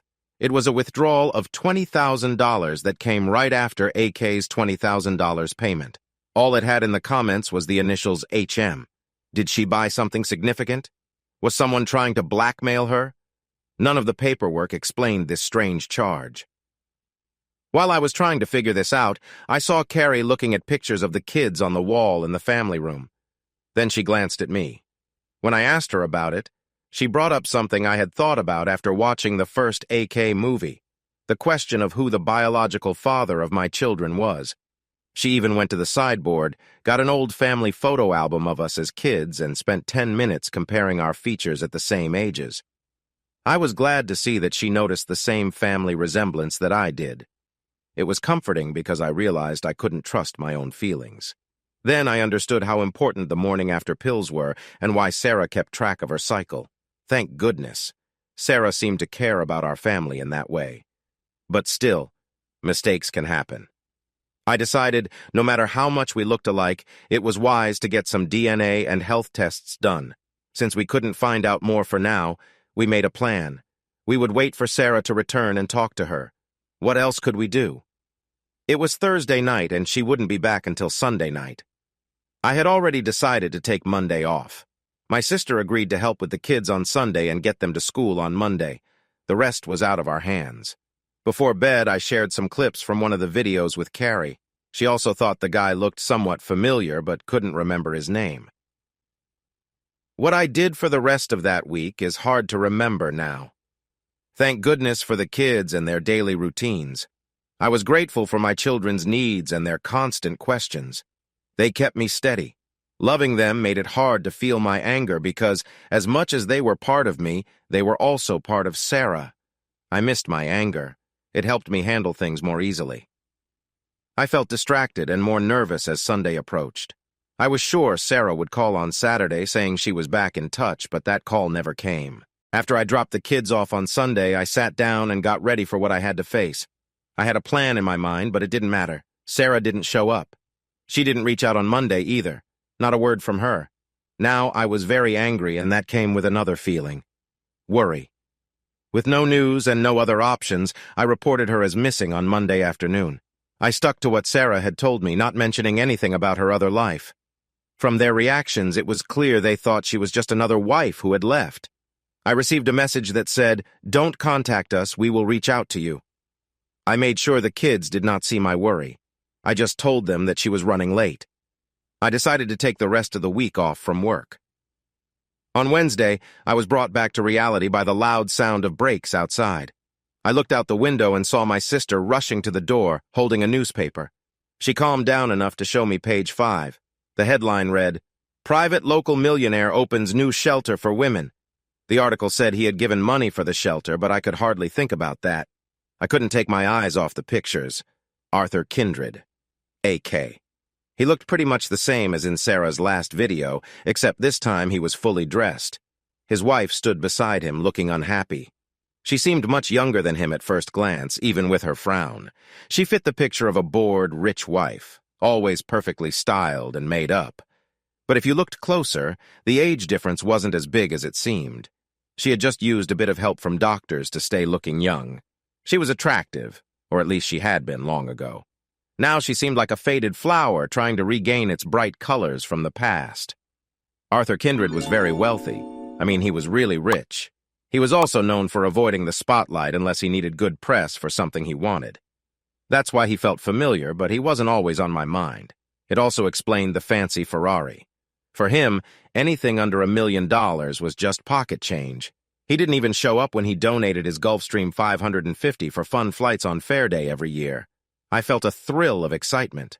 Now I had a name. I finally got an address. But then reality hit me hard. I had a name now, but it brought up a problem. This man could help me find out where my wife was. But if I acted on this information, I would have to tell the police more than I wanted to. If something had happened to Sarah, I would look suspicious if I mentioned I knew about her boyfriend. In the end, I decided I had to check things out on my own. I said goodbye to my sister, put my daughter Cindy in the car, and drove to Arthur Kindred's house. Kindred's house was huge, almost like a small palace behind tall gates. I parked across the street and tried to see if I could look inside. I couldn't. While I thought about my next step, a silver Lexus pulled up to the gates. Mrs. Kindred got out of the driver's seat to check the mailbox. I recognized her by her shiny, well-dyed blonde hair. Cindy, from her spot in the back seat, said clearly, "Auntie Jean." Anger almost took over me again. The woman knew my daughter. My unfaithful wife must have brought Cindy here. How far would Sarah's betrayal go? How low could these people be? I revved the engine, crossed the street, and parked behind the Lexus. Mrs. Kindred looked pale, but she didn't move. I opened my door and started yelling before I was even out. "Can you please tell me how my little girl knows you?" I saw her glance at my car. Cindy, not understanding, waved at her. I noticed the color fade from Mrs. Kindred's face as she stammered, "This has nothing to do with me. You need to ask my husband." She turned and walked back to the driver's side of her car. "Is he here?" I shouted. "No, he left this morning." "He'll be back this weekend. Now please leave or I will call the police." With that and a strange look on her face, she drove through the gate, which closed behind her. I couldn't understand her expression. What was going on? Was she just feeling uneasy? Was she scared? Was she mad? None of those words seemed to fit right. Jean Kindred knew more than she was letting on about where Sarah was. I was sure of that, but I couldn't talk to her or her husband in a way they couldn't avoid me. With no better idea, I decided to go home. Cindy said she had been to the big house many times. I really hoped she wasn't visiting her dad there. I stopped and picked up some DNA test kits. The kids might look like me and Carrie, but I really needed something real, something I could trust. After everything I had learned, it was clear that my life was not what I thought it was. To make a long story short, I didn't go back to the mansion that weekend. It was all over the news that night. Arthur Kindred, a well-known local helper and good person, had his private plane crash in the next state. There were no survivors. How much worse could things get? When would I catch a break? I was left wondering how I would find out what was happening with Sarah. My only hope was to talk to Jean Kindred. They found 2 bodies in the wreckage. Both were men. I was surprised. I thought maybe one would be a woman. A mix of relief, anger, fear, and frustration churned in my stomach. It was hard to feel both hope and sadness about my wife being alive and dead at the same time. People were guessing about the plane crash, waiting to find out who was on board. Many thought the bodies were those of Arthur Kindred and his pilot. The plane was headed to Brisbane for gas before going to Mexico, where Mr. Kindred had some businesses. I was shocked when I saw a silver Lexus pull into my driveway on Saturday morning. Why was Arthur Kindred's widow visiting me now after she tried so hard to stay away from me before? I watched her walk up to the door. I quietly asked my sister to take the kids to play in the backyard. Carrie didn't ask any questions. She quickly gathered the children and took them outside. I heard the back door click shut just as the front doorbell rang. With every step the widow took toward my door, my mind raced with thoughts. Maybe she came to tell me where Sarah was. Or maybe she was here to say that Sarah was gone for good. Maybe she wanted to see just how much I really knew. Would she pay me to stay quiet? I wasn't sure what to think about any of this. Mrs. Kindred. What a surprise. Mike, I hope you don't mind, but I never knew Sarah's last name after she got married. Would it be okay if I came in? I have a few things to talk about.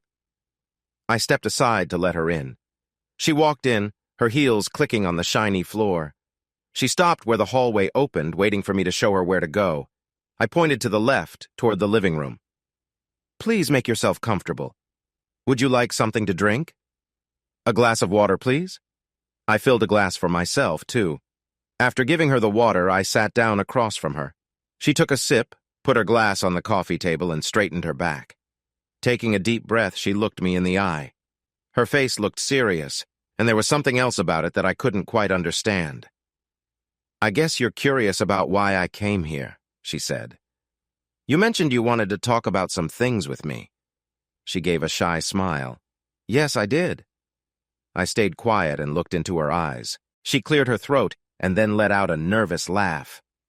If you had told me when I first got married that I would be here in someone's living room talking about what I'm about to say, I would have thought you were out of your mind.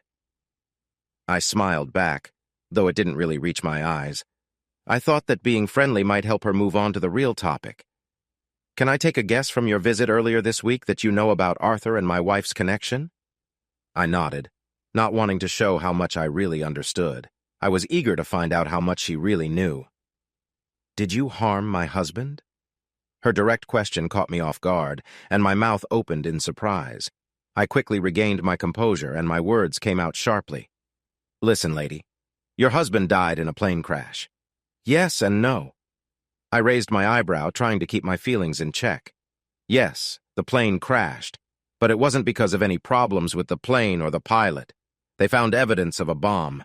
Don't ask me how I know, well, not official. He was murdered.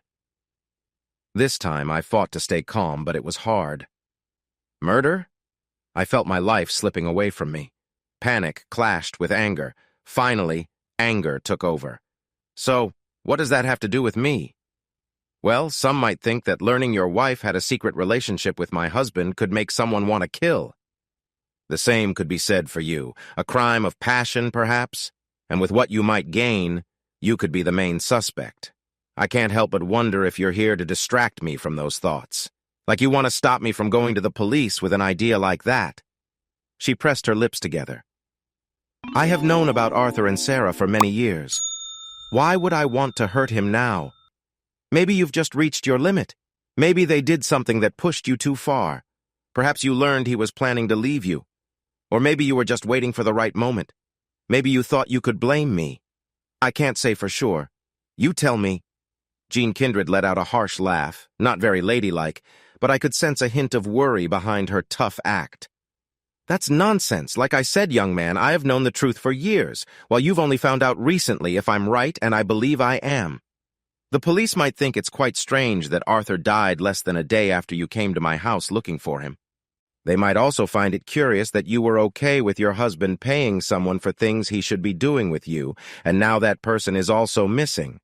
Don't be so gullible. Many rich men have a girlfriend while their wives look the other way. I stared at her with anger. Sorry, I forgot. You're wealthy. Normal rules don't apply to you. She flinched a little. Is that why you killed him? For the last time, I did not kill your husband. Did you? She sighed like she was annoyed, but there was something in her voice that didn't feel right.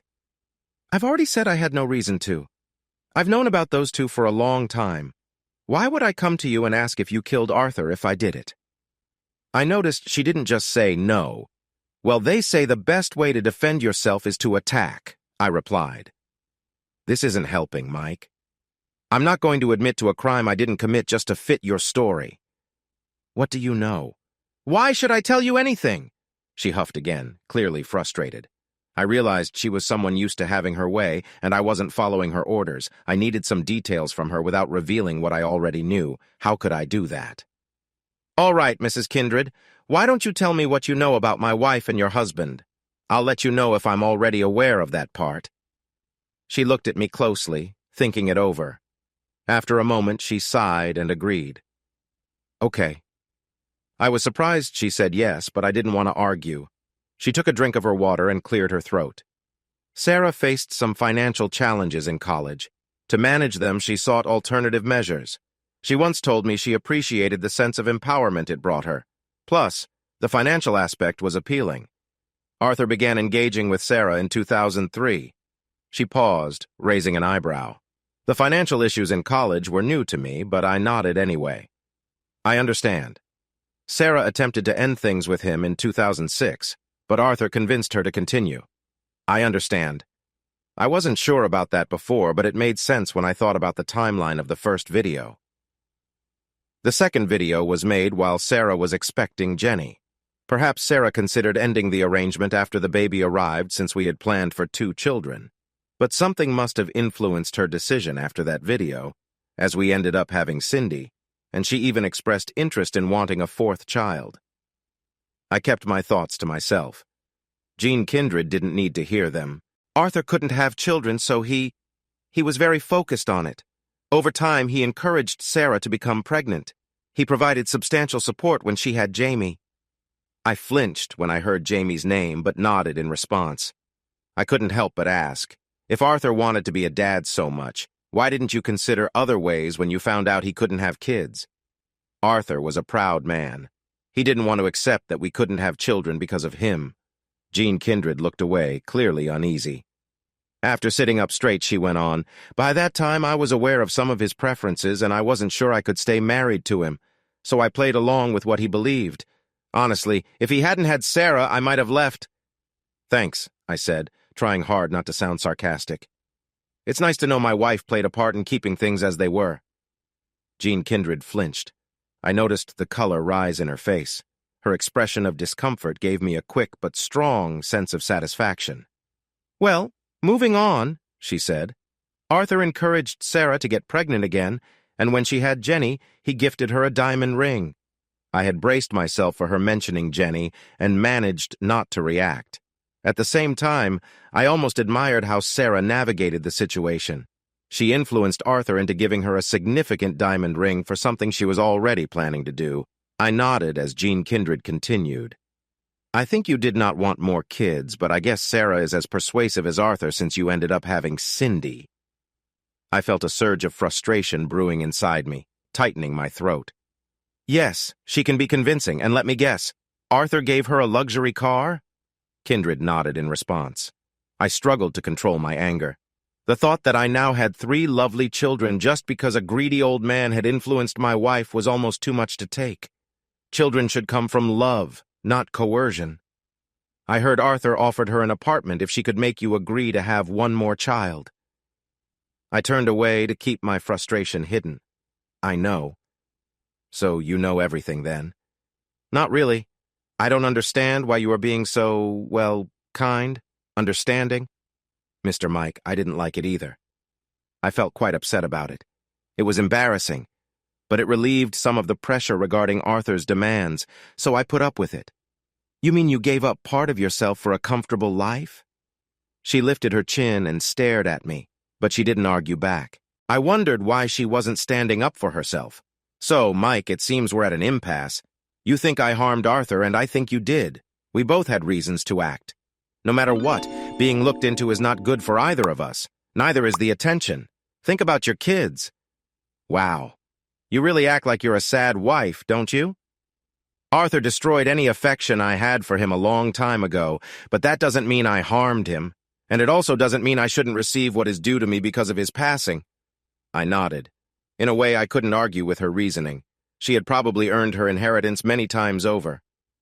Let me tell you where I stand, Jean. Can I call you Jean? Jean nodded. Jean, I will keep quiet with the reporters on 2 conditions. First, don't mention my name to the police just to distract them from you. If you really are innocent, proving it should be easy. And even if you did something questionable, you should be able to keep yourself out of trouble. Second, tell me what you know about Sarah's disappearance. After facing another sharp look from Jean, she started to speak. Arthur took Sarah to Mexico in his plane and returned without her. When I asked him where Sarah was, he said he left her in a bad place for a week. What? I exclaimed, jumping up. It's true. He said he did it because she wanted to end their arrangement by blackmailing him with some embarrassing videos. Plus, he wanted her to tell you everything for a long time. Finally, he was trying to persuade her to have another child. He laughed and said he was not just solving 2 problems at once, but 3. He was on his way to Mexico to pick her up when his plane crashed. What? You want me to get involved? Why? Clearly, he doesn't know me well. What would stop me from going public and revealing his secrets? This helped me understand why Sarah had a photo of us in the guest room. I could picture Arthur Kindred pushing Sarah to be close to him in our home, and since this was where we wanted to live, she probably tried to resist. They might have agreed to keep a photo of us on display in the extra room instead. I think there are 2 reasons behind this. He always said that after earning about $50 million, money loses its meaning. After that, it's all about having control. What could feel more powerful than using that control to be close to a man's wife right in front of him, knowing he can't do anything? Plus, he could spend time with Sarah whenever he wanted without having to hide. He thought that giving you $1 million would make you quiet and get you to agree about child 4. So just like many men who chase money, he thought it would work on me too. Yes, he thought everyone could be bought. It's clear my wife was one of those people, I said, feeling angry. I frowned, unhappy that I showed my anger to someone like Jean Kindred. I took a deep breath to keep my voice calm. So why did he take such drastic steps when she tried to back out? With his money, why didn't he just offer Sarah more cash or gifts or find someone else? Jean looked away, thinking about her answer. I could tell she had made up her mind when she sighed, looking resigned. As much as I hate to say it, he loved her in a complicated way. I don't need to tell you about Arthur's strange interests, but did you know he even convinced himself the kids were really his? The focus on a specific interest was intense. A new woman would mean starting from scratch, and she might not be as careful as Sarah. Bringing in someone new could harm his reputation as a generous person. Arthur thought that scaring Sarah into obeying him by leaving her in a difficult situation in Mexico was the best choice. I sank into the armchair. This was overwhelming. I didn't know what I had expected, but this was too strange. A rough place? Mexico? It felt like a movie scene. Oh, don't look at me that way. They had strict orders not to harm her or let anyone else interfere. She was just there to understand the consequences of non-compliance. My husband can be very harsh sometimes. Remember our deal, Mike. No media. All I could do was nod. I was speechless. Okay, I'll leave now. With every click of Jean Kindred's shoes as she walked away, I winced. They were like nails in my coffin. My coffin. Before her visit, I felt hurt, confused, angry, disappointed, and frustrated. Now I felt trapped. Jean Kindred had confirmed all my fears. She had proven my worst worries true. When I heard the front door close, I lowered my head. My fate was sealed. I could never forget Sarah's lies and tricks. I could never go back to thinking she was always honest. I could never believe she truly cared for me like I cared for her since that first moment we shared. I would never have the certainty that she was on my side. From now on, I would always have doubts. For the rest of my life, I would have questions. Everything we shared, every talk, every kind word, every promise, how much of it was real? How much was just Sarah pretending? I never knew, and that hurt me just as much as her breaking my trust. The sound of my children's happy laughter pulled me back to reality, and I lifted my head. No matter how I felt inside, they needed me. I had to be strong for them. My sadness could wait. I stretched my neck from side to side to help ease the tightness, trying to think clearly. Why did Jean Kindred feel she had to talk to me? If she really believed I was guilty of murder, she was putting herself in danger. And if, as I thought, she was involved in her husband's death, she was taking a huge risk by visiting a man who had reported his own wife missing. A wife connected to her deceased husband. Did I mess up her perfect plan when I confronted her earlier this week? Was she really worried about her reputation? Did she have more to hide than just her involvement in the events? And what about Sarah? What should I do about her? How was I going to get her out of Mexico when I didn't even know where Arthur Kindred had left her? And even if I brought her back to Australia, what would we do next? I had a troubling thought that crept into my tired mind. I tried to push it away, but it stuck around like a shadow, spreading and making things worse. No, I told myself, that's not me, Mike. But it wouldn't go away. Did I really want to rescue Sarah from that place? Before I could shake off that strange thought, my sister and the kids came rushing in. Without saying a word, we put aside the talk about Jean Kindred and focused on bathing the kids and cooking dinner. Jean's words kept playing in my head, mixing with memories of Sarah. Those were harsh words and troubling memories. I hated how they messed up my time with my children. Wow, I thought Cindy would never calm down, Carrie said as she flopped onto the couch, tucking her feet under her. So, what did the sad widow say? I'm not sure where to begin, I replied, handing her a glass of wine. Start from the beginning, Mike. Tell me exactly what she said, and then we can talk about it. I shared the conversation as best as I could. I stumbled a bit when I talked about where Sarah was. Carrie's sharp breath told me everything. Jean promised me they were told not to make her work or anything, but still. What will you do? Do you have a plan? How does someone save people from difficult situations in Mexico? I don't know the answers to any of those. All right, let's put the rescue plans aside. When Sarah is back in Australia, what do you want to do? I have no idea, Carrie sighed. You really don't know much, Mike. You need to start making some choices. You need a plan. I know, but I can't make sense of it all.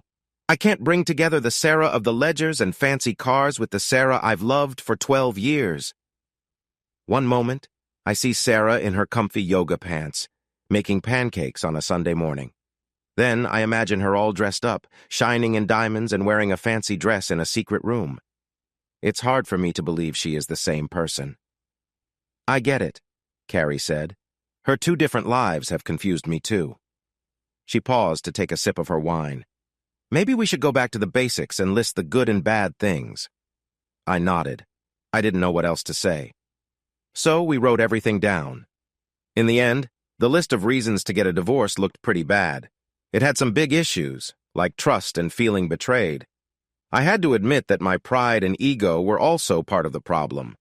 On the other side, reasons not to divorce included losing a big part of my money, paying alimony, paying for the kids, and having to live in a small apartment.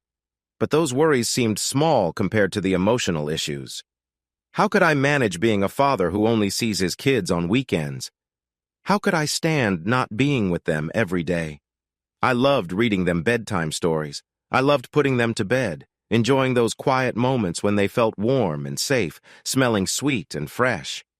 Even if I told the courts about Sarah's hidden life, there was still a good chance they would give her custody. I can't believe what I'm going to say, but just say it, sis.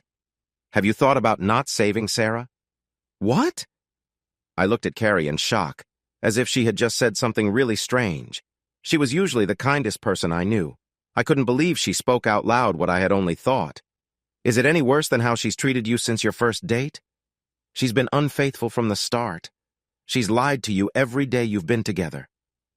I believe that according to divorce law, if she doesn't come back after 2 years, you can end the marriage because she left. This would help you keep what you have worked for and protect your time with the kids. Is leaving her in Mexico really worse than how she has treated you over the years? You could always talk to Jean Kindred to ensure that Sarah is safe.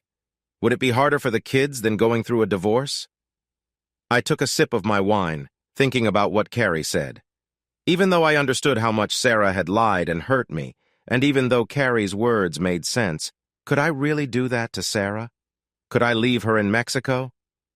I turned my head to the side and looked at the clock radio. The numbers shone a dull green. It was 12:27 a.m. I sighed and turned away, trying to forget the annoying numbers. Sleep just wouldn't come. Carrie's words kept echoing in my mind. She's been unfaithful since the start. Have you thought about not helping Sarah? Would that really hurt the kids more than a divorce? Sarah had hurt me in the worst way possible. The pain she caused made me doubt if I would ever heal completely. I found myself questioning every moment we shared over the last 12 years.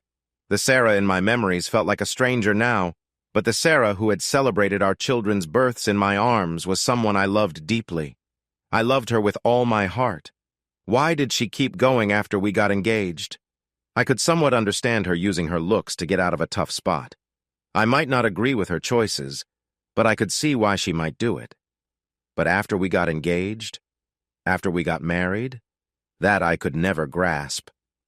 Images of Sarah from our past together shifted to scenes of her driving her fancy car with a blonde wig. I saw her in her favorite white sundress, and later in a beautiful gown from the special room. Which Sarah was the real one? How could I ever be sure? How could I trust anything she said again? How would I know when she was being sincere and when she was just pretending? One thing I was sure of: no matter why she wanted to have our children, she loved them. That was real. Not knowing who my wife was, what she wanted, or where our kids and I fit in troubled me. I needed to find out. I had to know the truth. Something kept bothering me. I couldn't figure out what it was, but I sensed the answer was in the special room. Without thinking, I got up and stepped onto the cool floor. Holding the baby monitor, I walked down to Sarah's sewing room. I decided to go through the envelopes and loose papers first. I didn't really know what I was looking for, but I believed I would recognize it when I saw it. I grabbed the latest ledger and quickly opened it. As I did, some loose papers fell to the floor. I almost ignored them, but something made me look down. The words jumped out at me. For sale. Designs for life. A graphic design studio in the inner city looking for a new owner. I started to think quickly. She was going to use some of her money to buy me my own design studio. She had been working hard for us, for me. I might not agree with how she made that money, but she did it for her family. I dropped to my knees. My eyes felt wet with unshed tears. I did have a place in Sarah's future. She did love me. A wave of love and relief rushed through me. Kindred's words echoed in my mind. He had spoken about her trying to end their deal by threatening him. Sarah wanted to leave. She seemed to think she had put in enough effort. It was unclear how she would tell me about the money. Maybe it was from an aunt who had passed away or a lucky lottery ticket. Either way, she wanted to move on. It was hard to say if our marriage would survive. How could I forget the pictures of her with her clients? How could I ever trust her again after she had deceived me for so long? Even though she had hurt me deeply, I didn't want her to suffer like this. I needed to help her. I had to rescue her from the place she was trapped in. I hoped Kindred would know where Arthur had taken Sarah. In the case of Shaw versus Shaw, I rule in favor of Mr. Shaw and allow the divorce due to abandonment. Michael Shaw will keep all 3 children and everything we own together. The judge's words faded away. It was over. I was no longer married to Sarah. I was free now. But instead of feeling happy, I felt a sense of sadness. I turned to look at Carrie. She smiled at me, trying to offer comfort. With the kids safely in bed, I poured myself a drink and sat outside on the porch. The night was lovely, but I hardly noticed, lost in my thoughts. I leaned back and shut my eyes, the same worries swirling in my mind as they had for the past 2 years. Did I make the right choice? Did I really have a say in it? What kind of life had I imposed on Sarah? I felt a chill as I recalled that night, the night I finally understood Sarah's intentions. I went to bed feeling relieved, but was soon startled awake by a bright light shining in my face. I replayed the scene in my mind. In the darkness, I could see a man dressed in all black, with a mask covering his face, sitting on the edge of my bed. He was holding something that caught the light, and I noticed a sense of danger in the air. "Hello, Mr. Shaw. You have a nice place here." His casual words felt strange compared to the situation. I stared at him, speechless. I realized that Kindred likely wanted to eliminate me, just as she had done with Sarah and her husband. The thought terrified me. I felt like I was staring at my end. My first concern was my kids, and I immediately begged him to spare their lives. "Please don't harm my children. They are innocent in all of this." "I'm not here to harm you or your children, at least not yet, Mr. Can I call you Mike?" I nodded, carefully sitting up. I felt unsure. Why was he here if not to hurt me? "So, Mike, where's your lovely wife? She and I had a meeting today, but she didn't show up. I hope she's not trying to back out of our agreement. I stared at him, not understanding. He raised an eyebrow and slightly adjusted his position. I don't know where Sarah is. She's been missing for over a week. I reported it to the police. That's not good, Mike. Sarah was supposed to pay me the rest of the money she owes. What will we do about that? What? I shook my head in confusion. Sarah owed you money? How much? For what? As I asked, my mind began to piece together the information. We had a, business deal, half paid up front, the rest when it was done. Let's just say the job is finished. A business deal? What job? Mike, the man said firmly. If Sarah wanted you to know what was going on, she would have told you. All you need to know is that I am owed $20,000. Let your wife know. I will be back tomorrow at 2 to collect it. But I don't know where Sarah is. I can't give her any message. Then you will have to pay for her. He stood up and leaned closer, his presence imposing. Say this, Mike. $20,000 at 2 o'clock. I repeated what he said. He walked calmly to the door as if he had all the time in the world. I didn't even think to act against him when he had his back turned. Something told me he was tough. At the door, he turned back. Oh, and Mike? Your kids are nice. Real sweet. I checked on them before I woke you for our little talk. Hearing this, I jumped out of bed, the sound of his soft laughter still ringing in my ears as he walked down the stairs. One by one, I checked on the kids. I cried tears of relief when I saw they were all asleep and safe. As the shock faded, I started to shake. My legs felt weak as I walked to the family room. I tried to understand what he had said, but my thoughts were all jumbled. I forced myself to focus. Then, I remembered the strange $20,000 entry in Sarah's records, half before the job, half after. Now it was clear. HM stood for hitman, and he wanted his money. The task was to take care of Arthur Kindred like he was nothing important. I felt sick to my stomach. All the strange looks I had seen on Jean Kindred's face now made sense. She had looked embarrassed and scared at the same time. No wonder I couldn't figure it out back then. I had been so wrong. It wasn't Jean Kindred who had planned to have her husband removed. It was Sarah. I shook my head again and again, not wanting to accept the truth. Even with everything Sarah had done, her lies, her deceit, her betrayal, I found it hard to believe she could actually be involved in such a serious matter. But she could. The man's words proved it. We had a business deal. The main thing is that I am owed $20,000, half paid up front and half when the job is done. $20,000 by 2 o'clock p.m. What could cause someone to take such drastic measures? I could see any mother or father doing anything to protect their loved ones, but to want to remove another person without justification. What kind of person would do that? Sarah had been with Arthur Kindred for more than 10 years, and everyone said he had been good to her. She had even shared close moments with him. So why would she want him gone? The only answer I could find was from Jean Kindred's words. Sarah had tried to end their arrangement again, and Arthur clearly wasn't going to let her leave without a struggle. Sarah wanted to end things, but Arthur wasn't letting go. Did that make it okay for her to plan his removal? Not in my opinion. It seemed he wasn't a danger to me or the kids, only to Sarah and her secret. She had taken a man's life to keep the truth from coming out. That was really unsettling. Could she act toward me with the same cold thinking? I spent the night awake. The next morning, I got the kids off to school and dropped Cindy off at Carrie's. I didn't tell Carrie about what happened. There would be time for that later. With some money from the hidden room, I prepared an envelope for the hitman. This was strange in many ways. Arthur Kindred had, in a way, paid for his own fate, facing the worst outcome for being in a relationship with Sarah. And Sarah? At that moment, she was stuck in a difficult situation because her hired hitman had acted when Arthur was on his way to free her. It was her choice that led to her being trapped, not mine or Arthur's. She had brought this on herself. At exactly 2 o'clock, the doorbell rang. Hello, Mike. Knowing why he was at my door and what he did for a living made his overly friendly attitude feel unsettling. I held the envelope in my hand but didn't give it to him right away.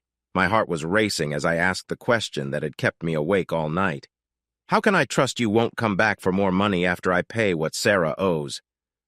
His friendly smile faded, replaced by surprise and then irritation. I'm a professional, Mike. Sarah and I had a deal. Once you give me that envelope, our business will be finished. I nodded and handed him the cash, hoping I wasn't making a big mistake. After all, how reliable can a man be who lives outside the law? I watched him leave. Maybe it was just my nerves or his job, but everything about him felt risky. His words from the night before echoed in my mind. Oh, and Mike. The kids are great, really adorable. I took a look at them before waking you for our talk. I had a feeling that for the right amount of money, he wouldn't think twice about causing harm, and Sarah had brought him into our lives, into the lives of our kids, our sweet, innocent children. Knowing this made everything else she did seem small in comparison. No matter how significant her years of lies were, or how much it hurt to think about her betrayals, none of that was as troubling as her putting our kids at risk. That was something I couldn't overlook. In that moment, I knew what I had to do. One of my main jobs as a father is to keep my children safe. It was daunting to realize I had to protect them from their own mother. Sarah had done something so serious that, if she had been caught and faced a group of regular people, she would likely face serious consequences. One small mistake had landed her in a troubling situation, stuck in a place where people went for entertainment. This felt like a fitting consequence for her choices. Taking a deep breath, I pulled myself back to the here and now and took a sip of my drink. I love my kids more than anything and would do whatever it takes to keep them safe. I knew it would take time for me to feel okay about leaving Sarah in that situation. This was the price I had to pay as a father. Epilogue: Kindred could not escape the questions about her husband's death. The police were doing their job thoroughly. Even though she didn't do anything wrong and there were no charges against her, enough rumors circulated that her old friends turned their backs on her. She lost the life she had worked so hard to build. Jean never married again. Without any children, grandchildren, or true friends, she could not enjoy her great wealth and passed away feeling very lonely. She kept her promise and never spoke about Mike to the police. She seemed to worry more about public perception than about what the police might discover. After 2 years of investigation, the police concluded that Arthur Kindred was taken by the Mexican Cortez cartel. He had opened a shelter for women in need, which many spouses of the cartel's lower members used to find refuge. Mike Shawmike sold the house he had shared with Sarah. The new couple who bought it was excited to discover a secret room. Mike made sure to show them how to access it carefully. Mike then moved to a new house closer to his sister, Carrie. This house featured a separate garage for 4 cars, and above it was an apartment he converted into an office for his graphic design work. Using some of the funds Sarah earned from her previous life, Mike was able to take the time to start his own business. He also hired a full-time housekeeper and nanny for his children, James, Jenny, and Cindy. Over time, Mrs. Knowles became like a grandmother to them. 5 years after Sarah vanished, Mike met Diane, a young single mother. Their relationship began with challenges as both had past issues to address. However, with commitment and understanding, they found love and joy together. Ironically, Mike ended up with 4 children. Diane's son Ryan, who was a year younger than Mike's son Jamie, developed feelings for Cindy when he returned from college and saw how much she had matured. But that's a different story. Additionally, DNA tests confirmed that Mike is the biological father of all 3 of his children. HM, hitman. True to his word, HM was a professional. He never troubled Mike and his family again. During one of his trips to Mexico, he unexpectedly encountered someone he recognized. Initially, Sarah took some time to acclimate to the hot weather in Mexico. However, she soon gained popularity within a specific group of individuals. When she decided to retire at the age of 50, she had amassed 23 million Mexican pesos. At that time, this amount was equivalent to approximately 1.6 million Australian dollars. After navigating difficulties and living under the name Arthur had given her when he left, Sarah had largely lost track of her true identity by the time she retired. Hey, audience! If you liked this video and want to keep up with more thrilling stories, make sure to subscribe to Prince Cheating Tales and hit the notification bell. You don't want to miss out on our upcoming adventures. Thanks for watching, and we'll see you in the next wonderful story.